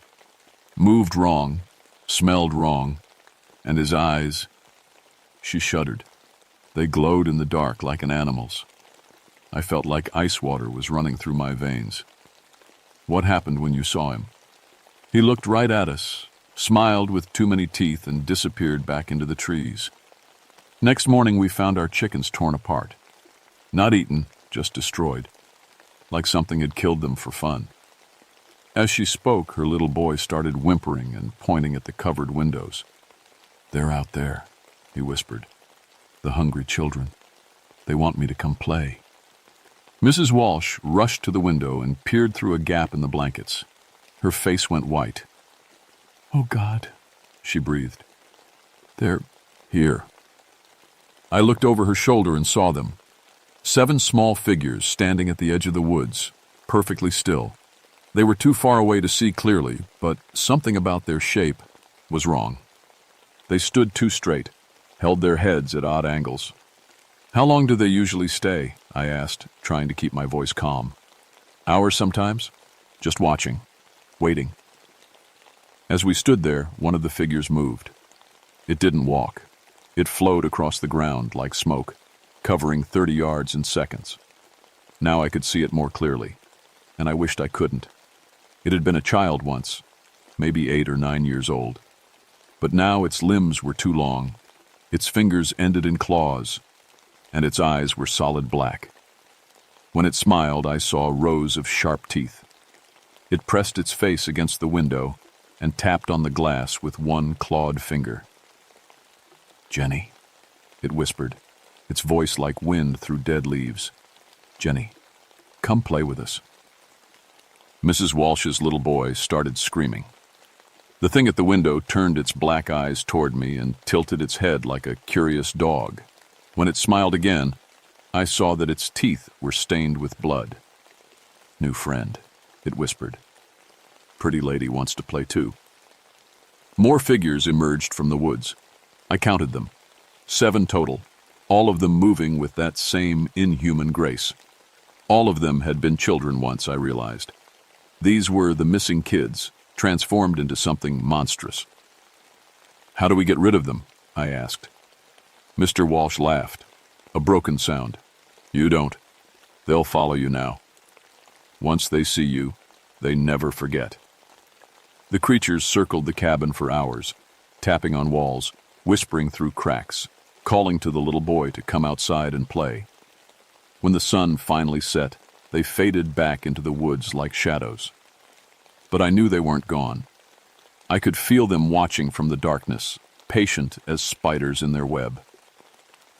Mrs. Walsh gave me directions to Devil's Hole. If you're fool enough to go down there, she said, take this. She handed me a small silver cross. Won't stop them, but it might slow him down.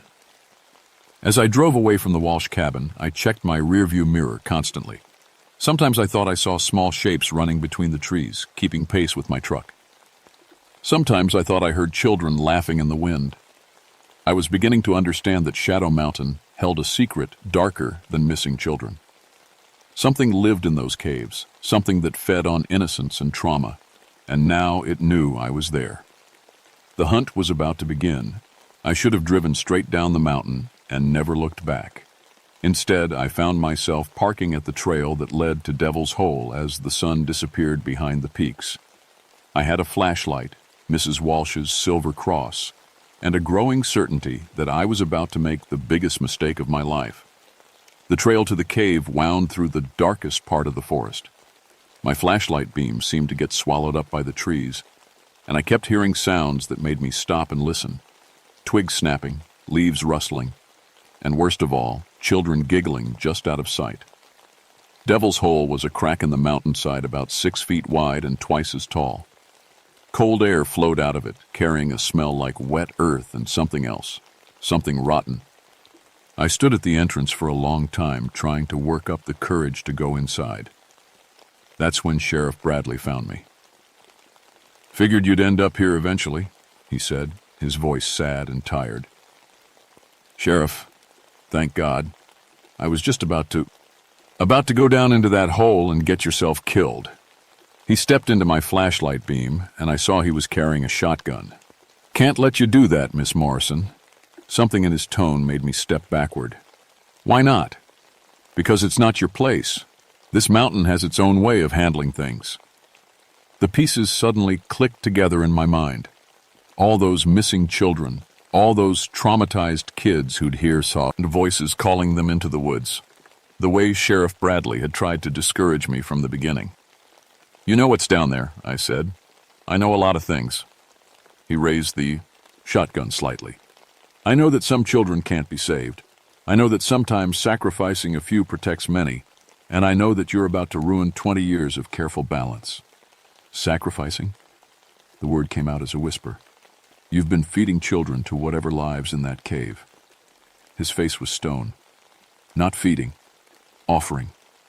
When a child's mind is broken by trauma, when they're damaged beyond repair, the mountain takes them. In return, it leaves the other children alone. Those are human beings. Children. Were they?" His voice was cold now. "Billy Henderson saw his father beat a dog to death. The Clark twins watched their daddy murder a man. Jenny Walsh saw her baby brother smothered. You think those children were ever going to be normal again?" I felt sick. "That doesn't give you the right to—" "I've kept this county safe for 20 years, he shouted. "Before I started making the offerings, we lost dozens of children. Whole families disappeared. The mountain was hungry and taking whatever it wanted." "What's really down there?" Sheriff Bradley's shoulders sagged. "Something old. Something that's been here since before the first settlers came. The Cherokee knew about it. They called it the Child Eater. It feeds on young minds, especially broken ones. Turns them into extensions of itself." As if summoned by his words, I heard movement in the cave behind me. Scraping sounds like claws on stone.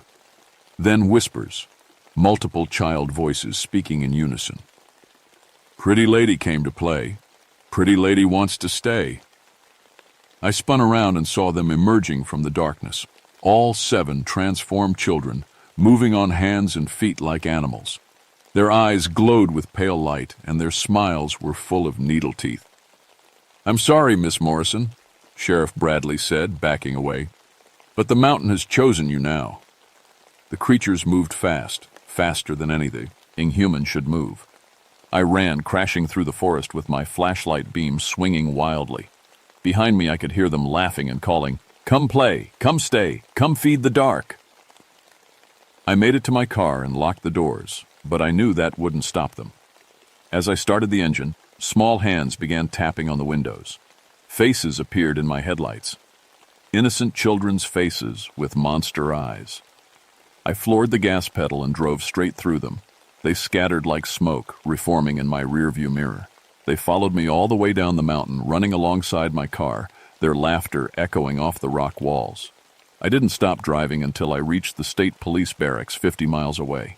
The officers there thought I was having a breakdown, a city social worker cracking under pressure from a tough case.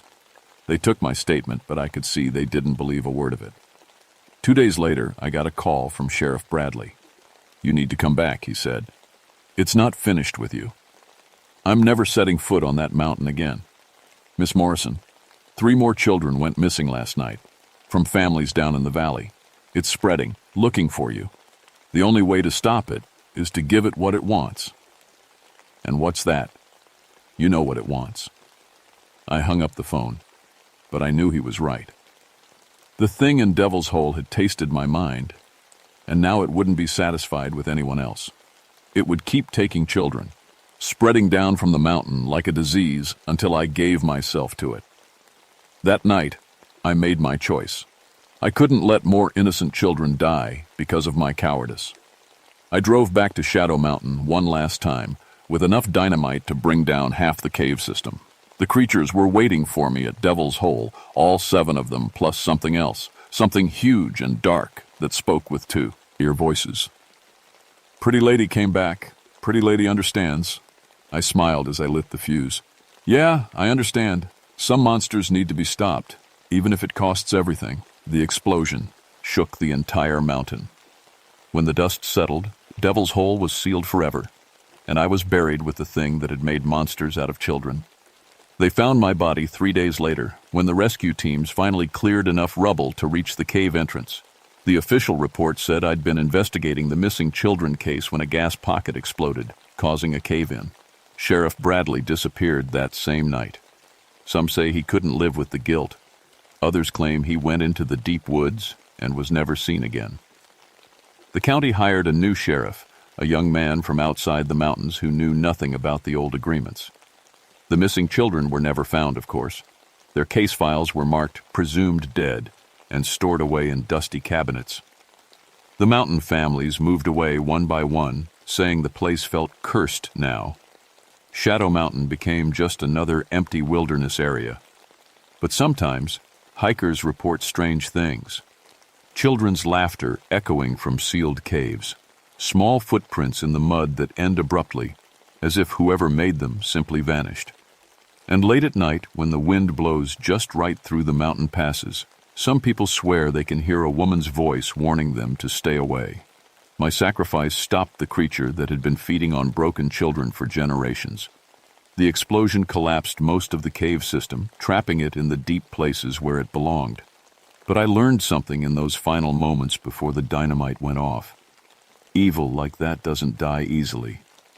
Sometimes I wonder if it's really gone, or if it's just sleeping, waiting for the mountain to heal and the caves to open again. I wonder if somewhere in the darkness below Shadow Mountain, something still dreams of innocent children and hungry games. The files say 7 children disappeared on Shadow Mountain between 1982 and 1984. The files say they were probably killed by wild animals or fell from cliffs. The files say a social worker named Lisa Morrison died heroically trying to solve the case. The files don't mention the real truth, that some places in this world are just wrong, and some monsters wear the faces of children. They don't mention that sometimes, when the night is dark and the wind is still, you can hear them calling from the shadows, wanting you to come and play. I saved those 3 children who would have been taken next. I made sure no more families would have to sacrifice their broken young ones to appease an ancient hunger. But the cost was everything I had to give. If you ever find yourself driving through the mountains of Tennessee and you see a sign for Shadow Mountain, keep driving. Don't stop, don't explore, and whatever you do, don't listen if you hear children laughing in the woods. Some games are too dangerous to play, and some children should never be found.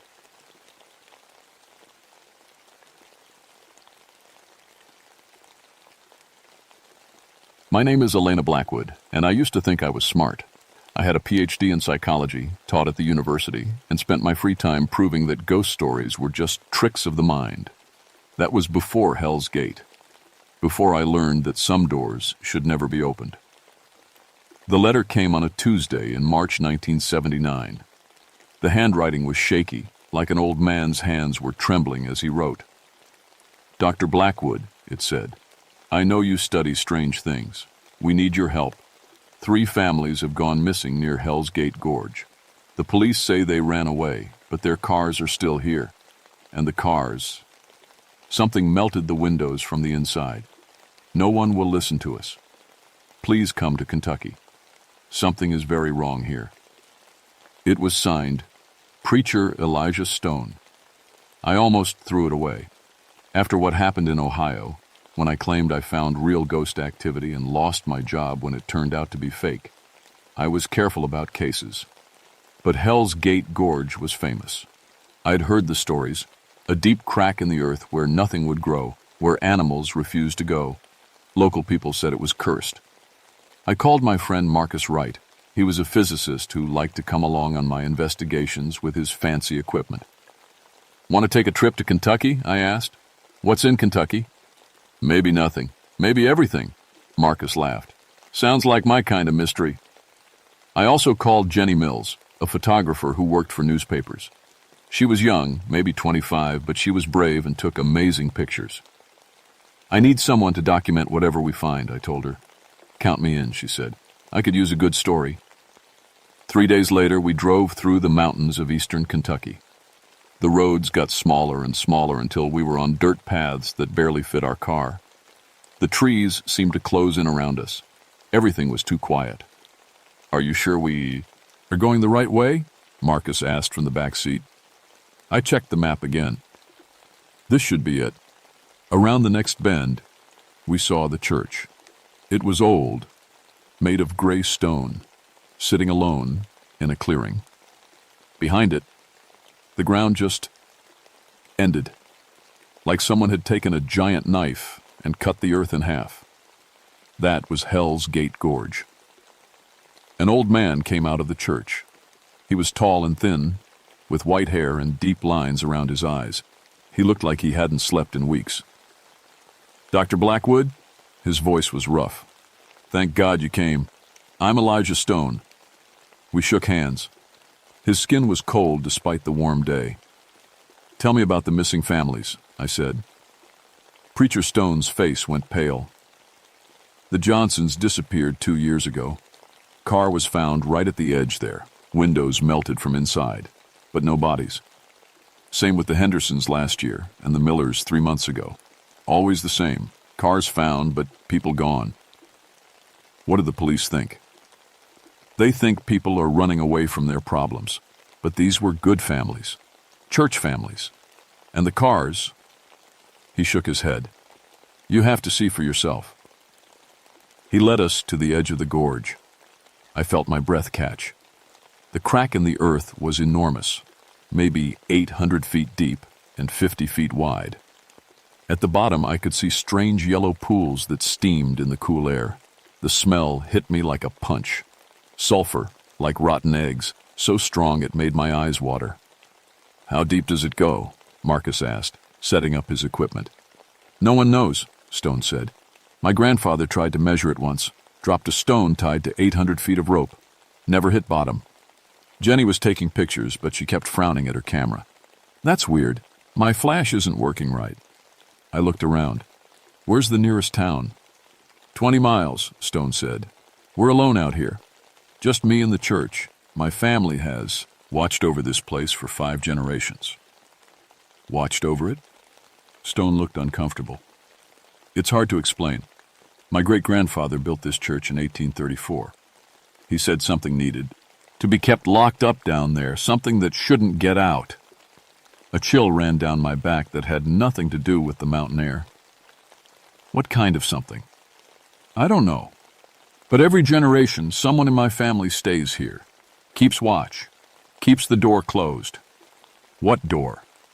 Stone pointed into the gorge. Look closer. I leaned forward and squinted. Deep in the shadows at the bottom, something glinted. It looked almost like an arch, a natural stone bridge spanning the narrowest part of the crack. That's not natural, Marcus said, checking his instruments. The rock formation doesn't make sense. No, Stone said quietly. It's not natural at all. As the sun began to set, the temperature dropped fast. We set up our camp in the church. Stone insisted we stay inside after dark. Why? I asked. Because that's when they wake up. That night, I couldn't sleep. Every time I closed my eyes, I felt like something was watching me. Around midnight, I heard Jenny whisper, "Do you guys hear that?" We all sat up in our sleeping bags. At first, there was only silence. Then I heard it, voices echoing from the gorge.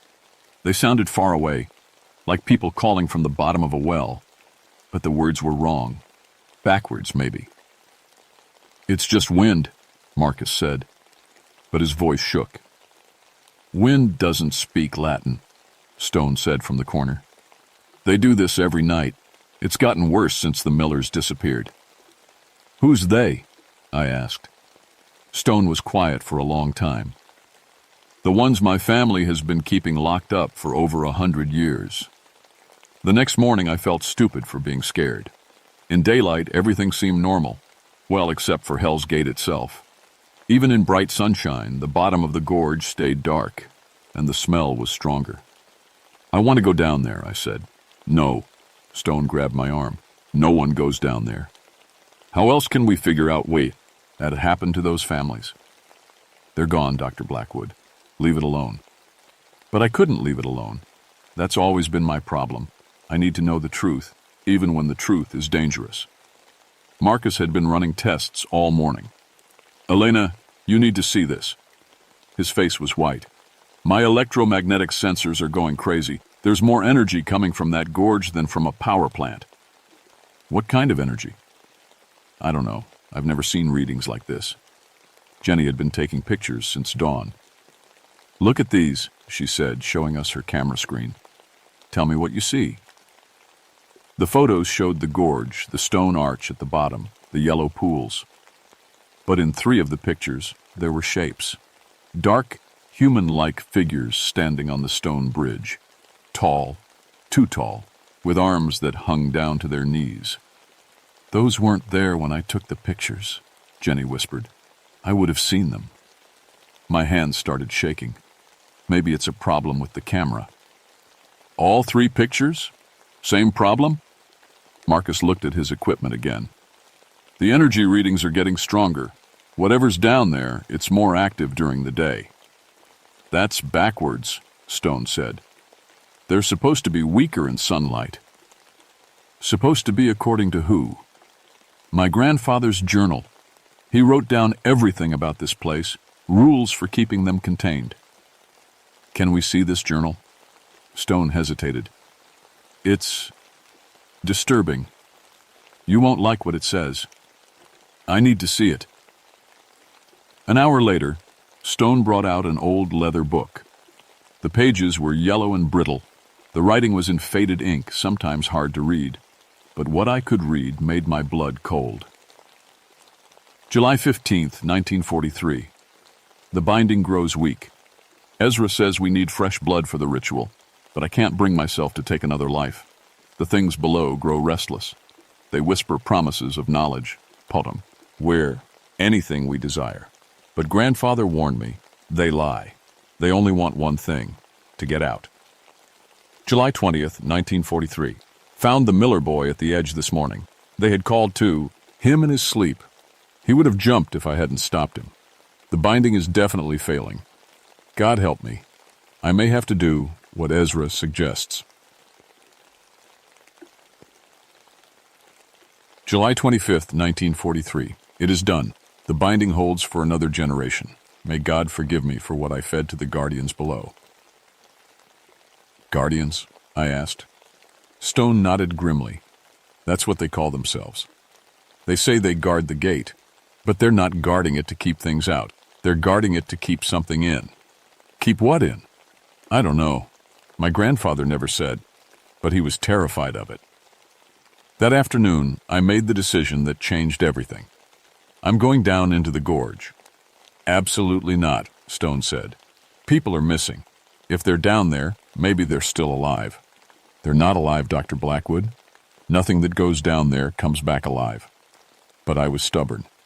I'd come here to find the truth, and the truth was at the bottom of Hell's Gate. Marcus and Jenny agreed to help, despite Stone's protests. We had ropes, lights, cameras. What could go wrong? Everything. We rappelled down the gorge wall as the sun reached its peak. The smell got worse with every foot. By the time we were halfway down, my eyes were streaming tears. The rocks were covered with strange symbols, spirals and lines that hurt to look at directly. These markings, Marcus said. They're carved deep into the stone. This isn't natural weathering. Jenny was photographing everything. The patterns repeat, like instructions. We reached the bottom. The stone arch was even stranger up close. It was perfectly smooth, almost like glass, and it hummed with a low sound that I felt in my bones. The yellow pools were hot springs that smelled like sulfur and something else. Something rotten. There, Jenny said, pointing to the far side of the arch. Is that? It was a pile of clothes. 3 piles, actually. Men's clothes, women's clothes, children's clothes. all neatly folded, like someone had undressed very carefully. "The missing families," I whispered. Marcus was scanning the area with his instruments. "The energy readings are off the charts. Whatever this arch is, it's not made of normal stone." I walked closer to the arch. The humming got louder. And then I heard something that made my heart stop. Voices, coming from the other side of the arch. Not backwards Latin this time. English, clear English. "Help us," someone said. A woman's voice. "Please help us, we're trapped." "Elena, no," Marcus called. But I was already walking toward the arch. "We've been here so long," the voice continued. "So cold, so hungry. Please just step through. Help us come home." The arch began to glow with a soft, sickly light. And through it, like looking through dirty glass, I could see shapes moving. Human shapes, reaching toward me. That's when the guardians appeared. They rose from the yellow pools like smoke, becoming solid. Tall figures, maybe 8 feet high, with skin that looked burned and cracked. Their eyes glowed the same sickly light as the arch. When they opened their mouths, steam poured out. "You should not be here," one of them said. Its voice sounded like rocks grinding together. Marcus grabbed my arm. "Elena, we need to go, now." But the guardians were already surrounding us. They moved without making a sound, like shadows given form. The temperature dropped 20 degrees in seconds. "You seek the lost ones," another guardian said. "They called to you, yes? Promised you knowledge? Truth? Where are they?" I demanded, trying to keep my voice steady. "Where they belong.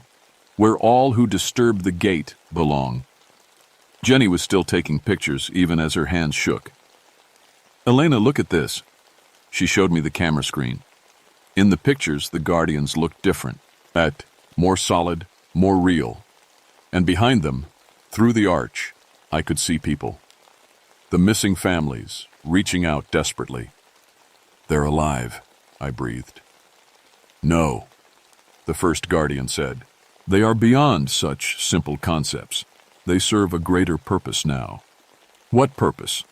The guardian smiled, showing teeth like broken glass. "The door must be fed. The lock must hold. When the binding weakens, we require offerings." My blood went cold. "You've been killing people." "Not killing, transforming. They become part of the barrier. Their life force strengthens the lock." "What are you locking up?" All 3 guardians turned to look at the arch. For just a moment, their confidence flickered. Something that must never escape. Something that would turn your world to ash and madness. Marcus was checking his equipment with shaking hands. "The energy patterns are changing. Whatever that arch is, it's becoming more active." "The binding weakens," the second guardian confirmed. "Soon, we will require a new offering. Perhaps one of you." That's when Jenny screamed. Behind us, more guardians were rising from the pools.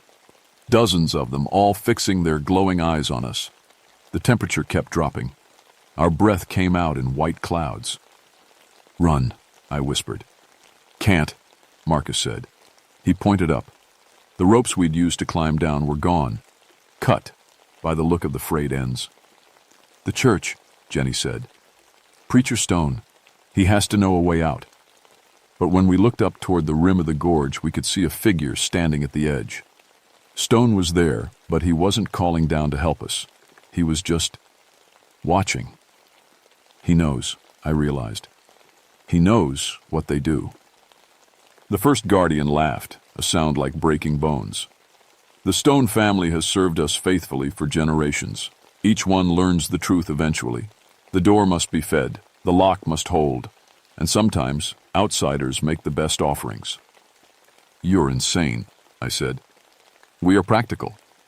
Your world believes it wants truth, knowledge, answers. But some truths are too dangerous. Some doors should never be opened. We have guarded this gate for 1,000 years." "Guarded it from what?" The arch pulsed with brighter light. Through it, I could see more clearly now. The missing families were there, but they were wrong.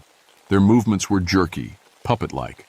And behind them, in the deeper darkness, something huge was moving. The first hunger, the Guardian whispered. The thing that devours realities. The reason your universe still exists is because we keep it locked away. Marcus's instrument started sparking. Elena, the electromagnetic field is destabilizing. Whatever that thing is, it's trying to break through. The binding fails, the second Guardian confirmed. Soon the door will open. Unless what? Unless we feed it fresh life force, strong life force from someone who truly understands what they sacrifice. The temperature dropped even more. Ice was forming on the rocks around the pools. My breath came in sharp puffs. You want us to die to keep that thing locked up, I said. We want you to choose. Sacrifice 3 lives to save billions. The mathematics are simple. Jenny was backing away toward the arch, still taking pictures. Elena, the camera shows something else. Look. The screen showed the Guardians, but also showed energy patterns around them. They were weaker near the arch, and the symbols carved into the rocks. They weren't just decorations. They were a pattern, a binding circle. The symbols, I said. They're part of the lock. Very good, the first Guardian said. The Stone family maintains the binding with blood and sacrifice, but the symbols must remain intact. Marcus understood immediately. He pulled out a small explosive device, something he used for geological surveys.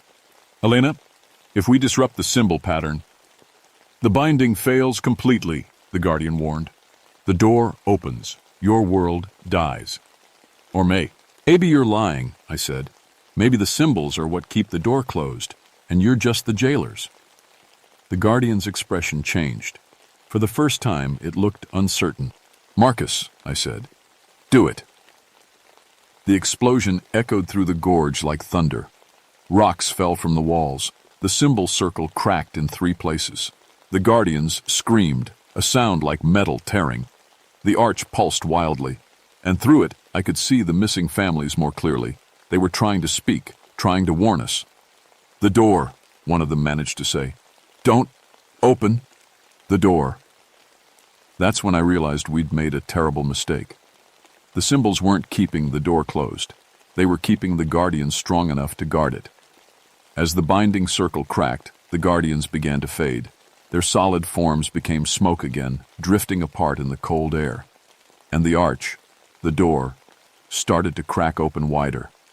What have you done? The first Guardian whispered as it dissolved. 1,000 years. And you've doomed everything. Through the widening crack in the arch, something vast and hungry pressed against the barrier. The missing families weren't prisoners. They were part of the lock itself, their life force woven into the barrier to keep the first hunger contained. Elena! Marcus grabbed my arm. We have to get out of here. But there was nowhere to go. The gorge walls were too steep to climb without ropes. And above us, Preacher Stone was shouting something, but I couldn't hear him over the sound of reality tearing apart. The arch cracked wider. Whatever was on the other side was enormous. I caught glimpses of it through the opening. Something with too many eyes, too many mouths, something that hurt to look at directly. The first hunger. The thing that ate realities. The journal, Jenny said suddenly. Stone's grandfather's journal. It said fresh blood, a new binding. Maybe we can fix this.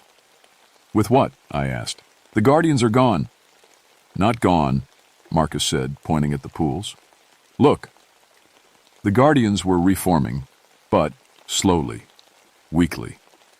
The damaged symbol circle couldn't sustain them properly. They flickered like candle flames in the wind. Help us, the first Guardian pleaded. Restore the binding before it breaks through completely. How? Blood sacrifice, life force freely given, the old way. You want us to die. One of you, one life to restore the symbols, to strengthen the lock. I looked at Marcus and Jenny. They were scared, but they were brave too. Jenny was still taking pictures, documenting everything even as the world prepared to end. Marcus was trying to understand the energy patterns, looking for a scientific solution to a supernatural problem. These were good people. They didn't deserve to die because I'd been too stubborn to listen. I'll do it, I said. No, Jenny said immediately. This is my fault too. I was the one who saw the symbol pattern. It was my bomb, Marcus added. My choice to use it. The arch cracked wider. Something like a tentacle pushed through. Black, writhing, covered in eyes that looked in all directions at once. Where it touched the stone, the rock began to smoke and melt. Above us, Stone was rappelling down into the gorge. He had a rope, climbing gear, and something else, an old knife that gleamed with silver. The binding blade, he called down. My great-grandfather's knife. It can cut the life force free, weave it into the lock properly. One of us has to die? I asked as he reached the bottom. Stone's face was grim. Maybe not die, but change. Become part of the barrier, like the others. I looked through the arch at the missing families. They were conscious, aware, but trapped. Eternal guardians, feeding their life force into the lock to keep the first hunger contained. There has to be another way, Marcus said desperately. There is, Stone said quietly. All of you. All your life force, freely given. That would be enough to repair the binding permanently for another 1,000 years. Or, I asked, or we let it through. Let the first hunger loose. It will consume this reality in hours, then move on to the next and the next, until there's nothing left but emptiness. The tentacle was pushing further through the arch.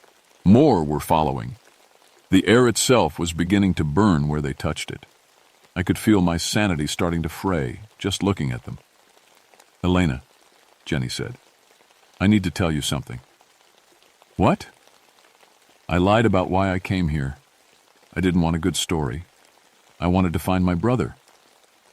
Your brother? Tommy Mills. He disappeared here 5 years ago, before the recent families. Stone never mentioned him because he was the last sacrifice. The one that's been keeping the binding stable until now. Through the arch, I could see a young man among the trapped souls. He looked like Jenny, same eyes, same stubborn expression. He was mouthing words. Save her. Save everyone. I can see him, I said softly. Jenny's eyes filled with tears. Is he okay? He's scared, but he's trying to be brave. Like you. The arch split completely open. The first hunger began pushing through, not just tentacles now, but something like a head, a mass of eyes and mouths that looked in every direction at once. Reality warped around it like heat waves. Choose, Stone said, holding out the binding blade. One, all, or let it through. I took the knife. It was warm in my hand, and I could feel power flowing through it. Old power, the kind that could cut more than just flesh. I choose, I said. But I didn't choose what they expected. Instead of cutting my own life force, I cut the binding that was holding the missing families. The blade sliced through the supernatural bonds like they were spider webs. Suddenly, the trapped souls were free. They poured out of the arch, not as solid people, but as pure life energy. 5 years of stored power from Jenny's brother, 2 years from the Johnson family, 1 year from the Hendersons, 3 months from the Millers. All that concentrated life force slammed back into the symbol circle like lightning finding a conductor. The damaged symbols blazed with white light. The cracks sealed. The binding circle became whole again, stronger than it had been in decades. The Guardians solidified instantly, more real and powerful than before. They grabbed the emerging tentacles of the first hunger and began forcing it back through the arch. Impossible, Stone whispered. The life force has to be freely given. This should have killed them permanently. It was freely given, I said, understanding finally. They chose to become part of the barrier to protect the world. The binding wasn't a prison. It was a choice they made. And now they've chosen to be free. The arch began to shrink. The first hunger let out a sound like a universe screaming, but it was being pushed back, locked away again. The tentacles withdrew. The terrible eyes closed. The missing families materialized around us. Solid, real, alive. Jenny ran to her brother and hugged him tight. The others looked around in confusion. "How long were we gone?" Mr. Johnson asked. 2 years, Stone said softly. It felt like minutes, like dreaming. The arch sealed completely. The guardians turned to us, and for the first time, they looked grateful. "You have done something new," the first guardian said. "In 1,000 years of binding, no one thought to free the willing sacrifice. The lock is stronger now. It will hold for many lifetimes." "What happens now?" I asked. "Now you leave. All of you. The Stone family will continue to watch, but the binding is stable. The door is secure." Stone helped us climb out of the gorge. As we reached the top, I looked back. The guardians were fading into the yellow pools, returning to their eternal watch, but they seemed peaceful. We drove the missing families to the nearest hospital. They were weak, but unharmed. The doctors couldn't explain how people could survive for years without food or water. But they were alive, and that was what mattered. Jenny decided to stay in Kentucky for a means, while to be near her brother while he recovered. Marcus went back to his university, but he never published anything about Hell's Gate. Some knowledge, he said, was too dangerous to share. I went back to my old life, but I was different. I'd seen proof that the supernatural was real, but I'd also learned that some truths shouldn't be revealed. I stopped investigating hauntings. Instead, I became a regular therapist, helping people with normal problems. But sometimes, late at night, I still dream about Hell's Gate. In my dreams, I can hear the guardians singing, a low, wordless song that keeps the door locked and the world safe. And sometimes, in those dreams, I can see other doors, other gates, other places where reality wears thin and terrible things press against the barriers that keep them contained. I know now that there are people like the Stone family all over the world. Quiet guardians, watching over dangerous places, keeping ancient locks secure. Most of them will never be famous. No one will thank them. But they stand watch anyway because someone has to. Because some doors should never be opened. And because the things waiting on the other side are always hungry. My name is Elena Blackwood, and I used to think I was smart. Now I know that the smartest thing you can do sometimes is walk away from the truth. Some mysteries are meant to stay unsolved. But Hell's Gate taught me something else too. Even in the darkest places, people can choose to be heroes. The missing families chose to sacrifice themselves to protect the world. Stone's family chose to spend generations guarding a terrible secret. Jenny chose to risk everything to save her brother. And sometimes, if you're very lucky and very careful, you can find a third option, a way to save everyone and still keep the monsters locked away. The binding holds, the door stays closed, the world continues to exist, and that's enough truth for anyone. Author's note: this story is fiction, but Hell's Gate Gorge is a real place in Kentucky. The local legends about it are quite different from this tale, and I encourage anyone interested to research the actual folklore of the region. Just remember, not all doors are meant to be opened.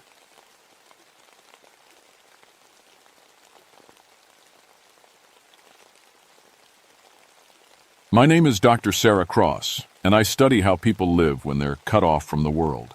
I'm an anthropologist. I look at cultures and communities before they disappear forever. That's what brought me to Widow's Peak in September of 1988. The drive up the mountain took 3 hours from the university. My old Honda wheezed on the steep roads, past abandoned farms and rusted mailboxes. I counted 17 empty houses on the way up. Their windows stared at me like dead eyes. I was there because of a government grant. The state wanted someone to document the last mountain communities before they died out completely. Widow's Peak was perfect. A town that once had 800 people, now down to just 12. All of them over 60 years old. Well, all except one. Johnny Ray Hutchins had written back when I sent letters to the town. His handwriting was neat, careful. "Dr. Cross," he wrote, "we'd be happy to talk to you, but I should warn you, Strange things happen up here. Things you might not believe. I'd smiled when I read that. Every dying town had its ghost stories. It was part of what I studied, how isolated people created myths to explain their loneliness. The town sat in a bowl between three peaks. Main Street was mostly weeds now. A few houses had smoke coming from their chimneys, but most looked empty. The old church had a collapsed roof. The general store was boarded up. I parked in front of what used to be the post office. A young man came out to meet me. He had dark hair and serious eyes. Too serious for someone who looked barely old enough to drink. "Dr. Cross? I'm Johnny Ray." His handshake was firm. "Thanks for coming all this way. Thank you for agreeing to the interviews." I grabbed my tape recorder and notebooks from the car. "Is there somewhere we can talk?" He glanced at the sky. The sun was getting low behind the mountains. "Best we get you settled first. You can stay in the old boarding house. Mrs. Hollister keeps it clean." He paused. "Just when it gets dark, you might want to stay inside." "Why's that?" Johnny Ray looked uncomfortable. "The old folks, they have their ways, traditions. They don't like outsiders watching." I followed him down Main Street. The boarding house was a 3-story wooden building that creaked in the wind. An elderly woman with silver hair came out on the porch. She wore a faded dress and had the sharpest blue eyes I'd ever seen. "This is Granny Mae Hollister," Johnny Ray said. "She's lived here longest, 87 years. 89, she corrected. "Been here since I was born. My grandmother was here before that. Welcome, Dr. Cross. We don't get many visitors anymore." Her voice was soft but strong. She had the mountain accent, but educated. These weren't simple country folk. "I appreciate you letting me stay." "Course, dear, though I wonder—" She looked at me carefully. "What exactly are you hoping to find here?" "I want to understand how your community survived when others didn't. What makes Widow's Peak special?" Something passed between Granny Mae and Johnny Ray, a look I couldn't quite read. "Oh, we're special all right," she said. "Been special for a long time. Come on, let's get you settled before dark." The boarding house room was simple but clean. Old furniture, handmade quilts, a window that looked out over the valley. I could see other houses scattered around, most with lights starting to come on. "Supper's at 6, Granny Mae said. "The others will want to meet you." After she left, I unpacked my things. From my window, I could see something interesting on the hill behind town. A circle of standing stones, maybe 8 feet tall. They looked old, really old. Older than anything that should be in these mountains. I made a note to ask about them. At 6, I went downstairs to the dining room. The other residents were already there. 11 elderly people, all watching me with curious eyes. Johnny Ray made introductions, but I could barely keep track of all the names. What struck me was how alert they all seemed. These weren't tired old folks waiting to die. They had energy, purpose. "So you're here to study us like bugs under a microscope?" asked a man named Homer. But he was smiling when he said it. "Not exactly. I'm interested in how communities adapt and survive. You've managed to keep going when other mountain towns have died out completely."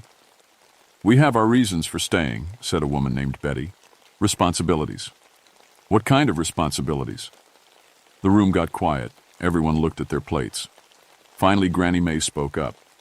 "Family obligations. Old promises. Some things are more important than convenience." After dinner, I sat on the porch with Johnny Ray. The stars were coming out, brighter than I'd ever seen them. The air was crisp and clean. "It's beautiful up here," I said. "Yeah, it is." He was quiet for a moment. "Dr. Cross, why did you really come here?" "I told you, academic research." "No, I mean, really. What are you running from?" That surprised me. "What makes you think I'm running from anything?" People don't usually come to places like this unless they're trying to get away from something, or find something they lost. He was smarter than I'd given him credit for. "My divorce was finalized last month. My career's not going great. I guess I needed to prove I could do something meaningful." Johnny Ray nodded. "Fair enough. Just be careful what you find up here. Some things are better left alone." Before I could ask what he meant, he was walking away into the darkness. I went inside and tried to work on my notes, but I kept getting distracted by sounds outside. Footsteps on gravel, quiet voices. At one point, I looked out my window and saw lights moving around those stone circles on the hill. The lights moved in patterns, like some kind of dance. I thought about getting my camera, but something stopped me. Johnny Ray's warning about traditions, about not watching. I went to bed instead, but it took a long time to fall asleep. Every time I started to drift off, I heard something. A sound like singing, but not quite. Like voices, but not quite human. Like something vast and patient, waiting in the darkness above. I woke up before dawn to the sound of footsteps outside my window.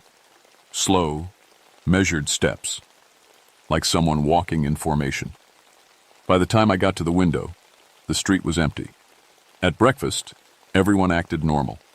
They talked about the weather, about small repairs that needed doing around town. Nobody mentioned the lights on the hill. "I saw some interesting stone circles yesterday," I said. "Are those Native American?" The conversation stopped. Forks paused halfway to mouths. "Older than that," Granny May said finally. "Much older. They were here when the first settlers came. That's why this spot was chosen for the town." "Chosen by who?" "The families who founded Widow's Peak. They understood what this place was for." After breakfast, I asked Johnny Ray to show me around town. We walked past empty houses, past the collapsed church, up toward the stone circles. "How old are these really?" I asked, running my hand over the rough stone. "Nobody knows. But they're older than anything else around here. The Cherokee avoided this place, called it the watching ground." The circles were perfectly positioned. As I walked around them, I realized they were aligned with the mountains, with certain stars. Whoever built them knew astronomy. "Johnny Ray, what did your ancestors do here? I mean, why did they choose this particular spot?" He was quiet for a long time. "They were observers, record keepers. They had a job to do." "What kind of job?" "The kind you don't walk away from." That afternoon, I started my interviews. I set up my tape recorder in Granny May's parlor and talked to the residents one by one. Their stories were fascinating. Families that had been here for 6, 7, 8 generations. But every story had gaps, things they wouldn't talk about. "My great-grandmother used to say we were chosen," said Betty. "Chosen to keep watch." "Watch for what?" "She never said exactly, but she taught me to read the star charts, how to mark the positions, how to signal when something changed." "Signal to who?" Betty just smiled and changed the subject. By evening, I was frustrated. Everyone was friendly, helpful, but they were hiding something important. After dinner, I decided to take a walk. The air was clear and the stars were incredible. I walked up toward the stone circles, hoping to think through what I'd learned. That's when I saw them. The 11 old residents were walking up the hill in single file.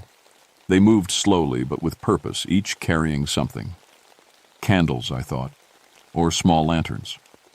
I ducked behind a tree and watched. They arranged themselves around the stone circle in a perfect pattern. Each person stood at a specific spot, like they'd done this thousands of times before. They held up their lights, not candles, but something that glowed with a steady, cold light. Then they began to not sing exactly. It was more like humming, but with mathematical precision. Different tones that created harmony. The sound made my teeth ache. The lights in their hands grew brighter. The stone circles began to resonate. I could feel it in my bones, a deep thrumming that seemed to come from the earth itself. Above us, the stars grew brighter too. No, not brighter. Closer. I blinked hard, sure I was imagining things. But when I looked again, certain stars seemed to be moving, shifting position, getting larger. The humming from the circle got louder, more complex. The old people never moved, never broke formation. They stood like they were part of the stones themselves. Then I heard something that made my blood freeze, an answering hum, coming from above, from the stars themselves. I must have made a sound, a gasp, a whimper, because Johnny Ray appeared beside me like a ghost. "You shouldn't be watching this," he whispered. "What are they doing?" "Their job. The same job their families have done for 200 years. He took my arm, gentle but firm. "Come on. We need to go." "Johnny Ray, what's really happening here?" He stopped walking. In the starlight, his face looked years older than it had that morning. "You ever wonder why this place is called Widow's Peak? Why it was really chosen?" I shook my head. "Because it's the perfect observation point. Perfect for watching. Perfect for being watched." He looked up at the sky where the stars were slowly returning to their normal brightness. "My family's been here since the beginning. We're the last of the young ones. When I'm gone..." "When you're gone, what?" "Then there'll be nobody left to choose. And that's when the real watching begins." Back at the boarding house, I tried to make sense of what I'd seen. I wrote down everything in my notebook, but the words looked crazy on paper. Old people humming at stones, stars moving in the sky. None of it made sense. But I knew what I'd seen. I also knew I had to find out more. The next morning, I cornered Granny May in the kitchen. "I saw the ceremony last night." She didn't deny it, just kept kneading her bread dough. "How long has it been going on?" "Since the town was founded in 1792. Before that, the Cherokee did something similar. Before them, others." She shaped the dough with practiced hands. "This place has always been special, always been watched." "Watched by who?" Granny May looked at me with those sharp blue eyes. "By those who were here first. By those who will be here last." She wiped flour from her hands. "Dr. Cross, you came here to study us. But maybe you should ask yourself, what if we weren't the ones meant to be studied?" "What do you mean?" "I mean, what if you coming here wasn't your idea? What if something wanted you to come, something that's been waiting for the right observer?" Before I could answer, she walked away, leaving me alone with a question that made my hand shake as I wrote it down. What if I hadn't found Widow's Peak? What if Widow's Peak had found me? I couldn't leave it alone. That night, I hid cameras around the stone circles, small ones, the kind I used for documenting cultural practices. If something was really happening up there, I was going to record it. The third night, I got my proof. When I developed the film, I saw things that shouldn't exist. The old people weren't alone in their ceremony. There were shapes around them, tall, impossible shapes that my eyes couldn't quite focus on. They looked like geometric patterns made of light and shadow, constantly shifting, never quite solid. And above them, the stars were definitely moving, forming patterns, configurations that hurt to look at. I showed the photos to Johnny Ray the next morning. His face went white. "You shouldn't have taken these." "Why? What are those things?" He was quiet for a long time. Then, "They're the watchers, the ones who were here first." "Johnny Ray, please, I need to understand." He looked around to make sure we were alone. "My grandmother told me stories when I was little about why our families really came here. They weren't just pioneers looking for land. They were recruited." "Recruited by who?" "By them, the watchers. They needed human observers, people who could record and report, people who could serve as contacts." "Contacts for what?" "For the great experiment." That afternoon, Johnny Ray took me to his grandmother's house, empty now, but still full of her things. In the attic, he showed me boxes of records, handwritten journals going back generations, charts tracking star positions, drawings of strange symbols, and photographs. Old ones, going back to the 1800s. They showed the same ceremonies, the same impossible shapes of light around the stone circles. "Every family had a job," Johnny Ray explained. "Some tracked celestial movements. Others recorded weather patterns, animal behaviors, population changes. All of it got reported during the ceremonies." "Reported to who?" "To the watchers. They're scientists, Dr. Cross, but not like you. They study on a scale we can barely understand.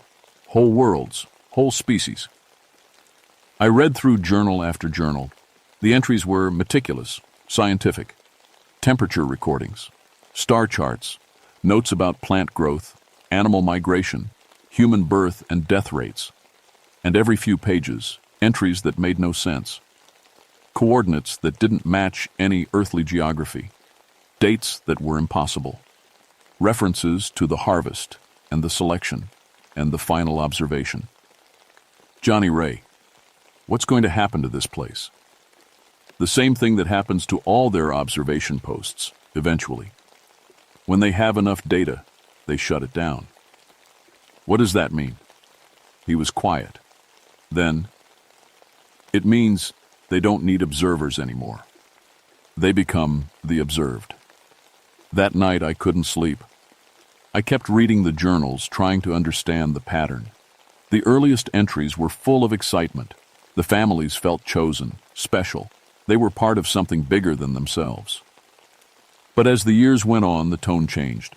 The writers became more worried, more afraid. References to people going up to the stars and joining the great observation. The population numbers told the story. In 1800, Widow's Peak had 50 families. By 1850, 30 families. By 1900, 20. Now, 12 people and one young man who was supposed to carry on a tradition he didn't fully understand. I was starting to piece it together when I heard the footsteps outside again. But this time, they weren't going toward the stone circles. They were coming toward the boarding house. I looked out my window. The 11 old residents were walking across the street in formation, just like they did for their ceremonies. But their faces were different. Not peaceful like during the rituals. Sad. Determined. They were coming to see me. I met them on the porch. Granny May spoke for the group. "Dr. Cross, we need to talk."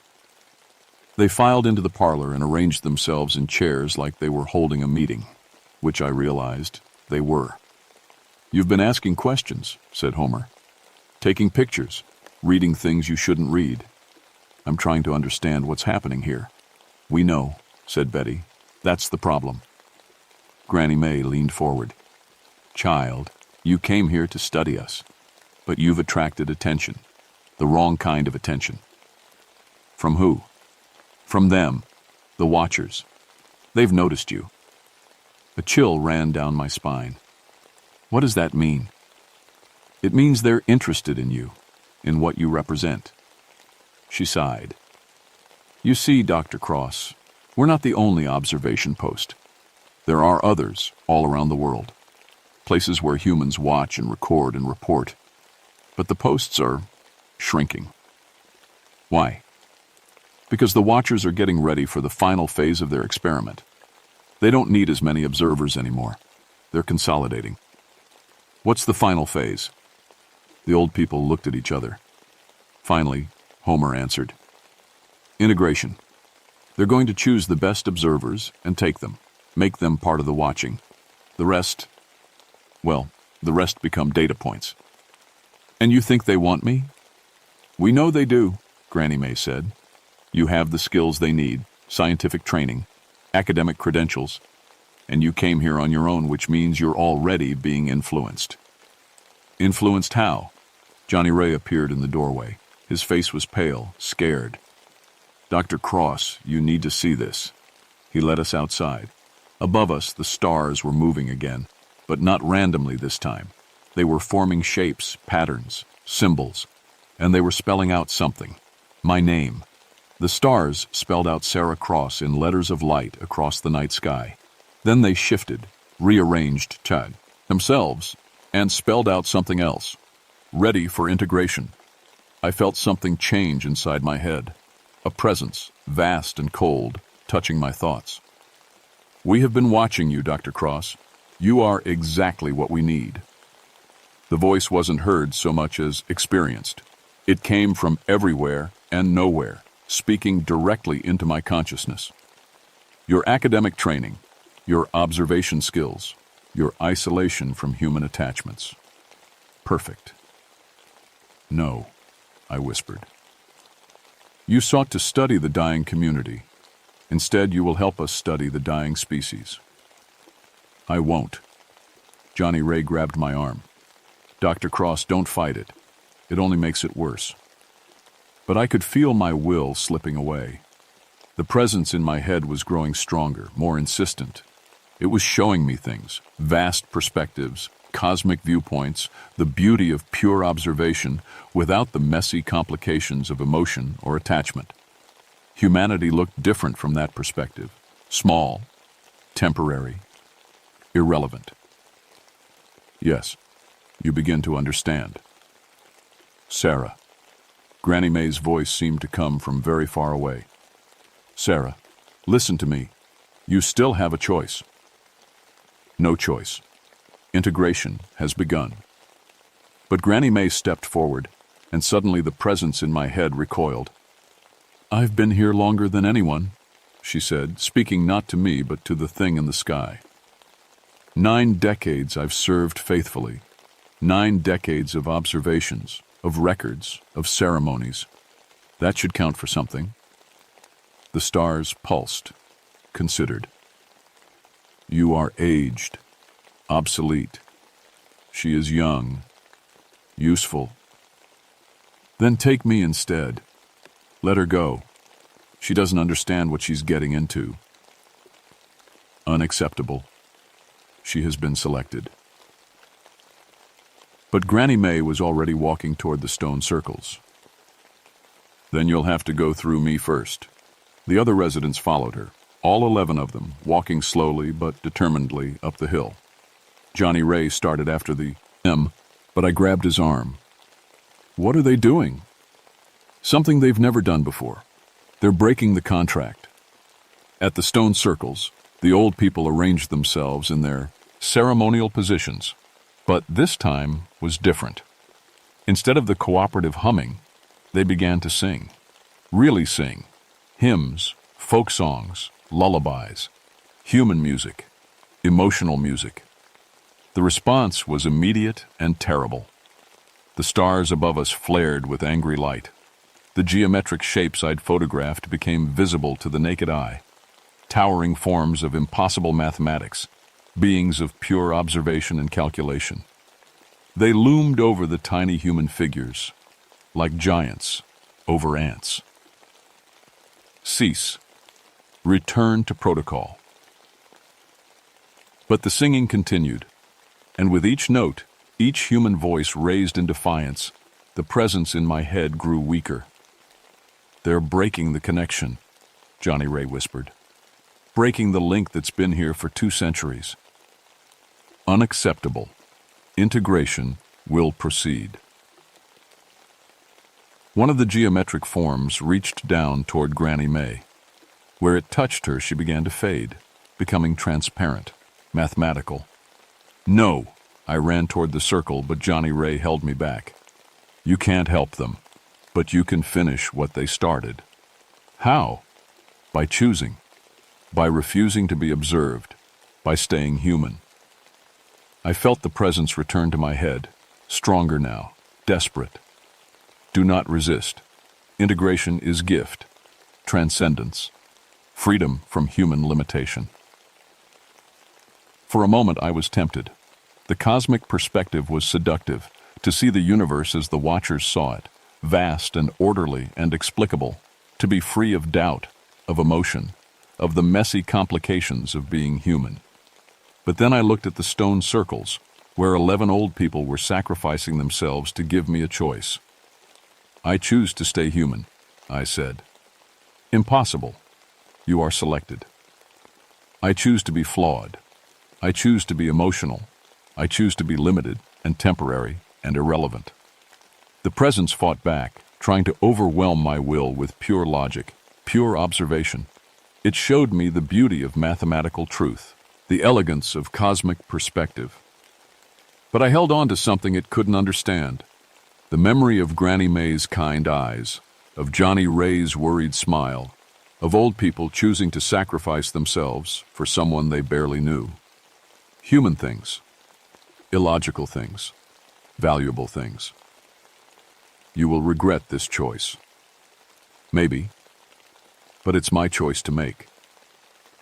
The geometric forms began to fade. The stars returned to their normal positions. The presence in my head retreated, but not completely. I could still feel it at the edges of my consciousness, waiting, In the stone circles, only Johnny Ray and I remained standing.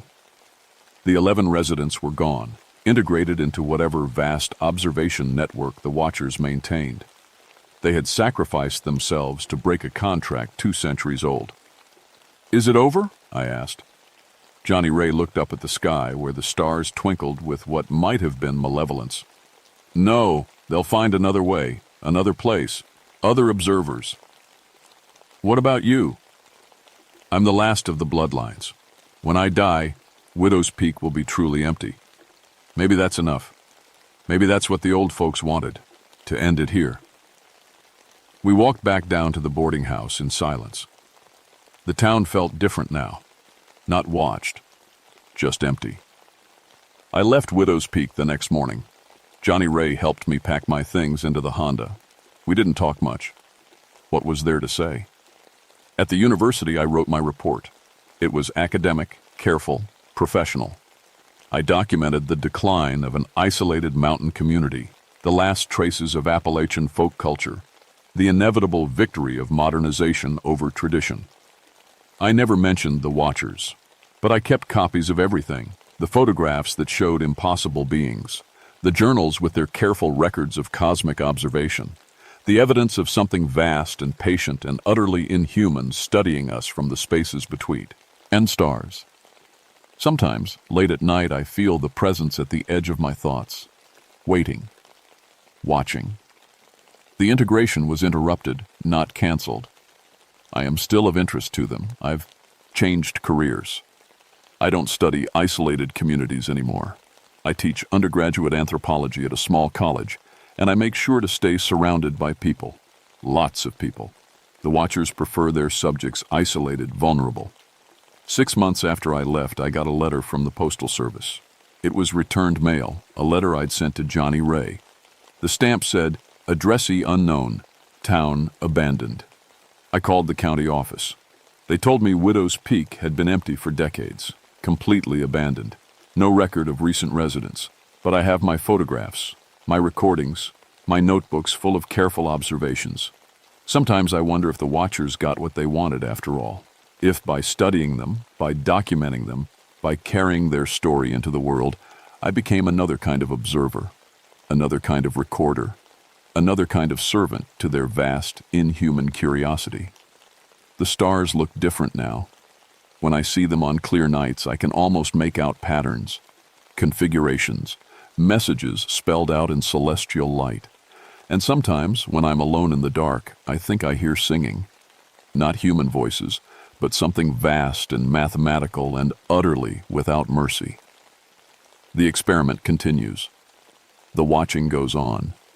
And somewhere in the spaces between stars, beings of pure observation and calculation are choosing their next subjects, their next observers, their next collaborators in the great work of understanding everything, everyone, everywhere. I just hope they don't choose you.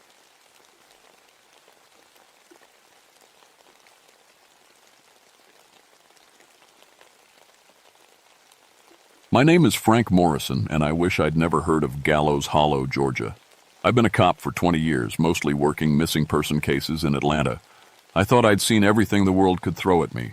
Dead bodies, drug dealers, kidnappers, the usual mess that comes with the job.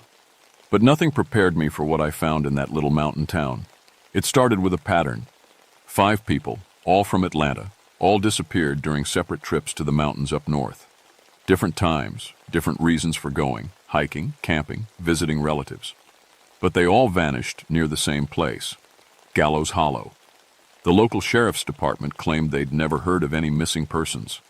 When I called to ask about it, Deputy Ruth Ann Cartwright was polite but firm. "No, sir, Detective Morrison. We haven't had any missing person reports this year." That didn't sit right with me. 5 people don't just vanish without someone looking for them. The first victim was Sarah Chen, a teacher who went camping alone. Her car was found at a trailhead, but she never came back.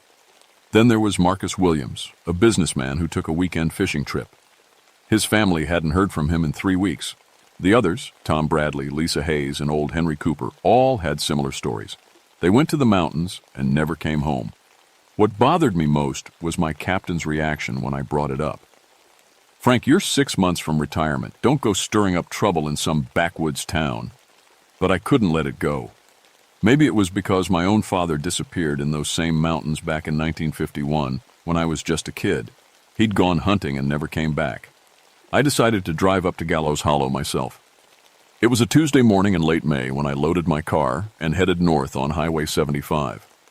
The weather report said clear skies, but as I got deep or into the mountains, clouds started gathering. By the time I reached the turnoff for Gallows Hollow, a thick mist was rolling down from the peaks. That mist felt wrong. It moved too fast, too thick, like it had a mind of its own. The temperature dropped 20 degrees in just a few minutes. My radio started crackling with static and then went dead completely. The road into town was narrow and winding, with steep drops on both sides. Through the mist, I could make out the shapes of old buildings huddled together in the valley below. Everything looked gray and forgotten, like a place time had left behind. I'd been in plenty of small mountain towns before, but this one felt different. The air was heavy, pressing down on my chest. Birds weren't singing. Even my car engine seemed quieter, muffled by the thick fog. As I drove down Main Street looking for the sheriff's office, I noticed people watching me from their windows. Their faces were hard, unwelcoming. When I parked and got out of my car, the few people on the street quickly disappeared into stores and houses. The sheriff's office was in an old building that looked like it hadn't been updated since the 1940s. Inside, Deputy Ruth Ann Cartwright was sitting behind a metal desk, filling out paperwork. She was younger than I'd expected from her voice on the phone, maybe 35, with dark hair pulled back and sharp green eyes that missed nothing. "Detective Morrison?" she asked, standing up. "Wasn't expecting you to drive all this way." "Sometimes you have to see things for yourself," I said, showing her my badge. "I'm here about those missing persons." Her face went cold. "Like I told you on the phone, we haven't had any reports. 5 people, all last seen in this area. Sarah Chen, Marcus Williams, Tom Bradley, Lisa Hayes, Henry Cooper. You're telling me none of those names ring a bell?" Ruth Ann glanced toward, due to closed door marked Sheriff. Then she lowered her voice. "Detective, there are things about this place you don't understand. Maybe it's better if you just head back to Atlanta." That's when I knew I was onto something big. Ruth Ann agreed to show me around town, but only after I promised to keep our conversation quiet. We walked down Main Street while she told me the history of Gallows Hollow. "This place has always been troubled," she said, looking over her shoulder. "Back in the 20s and 30s, there was a group of men who took the law into their own hands.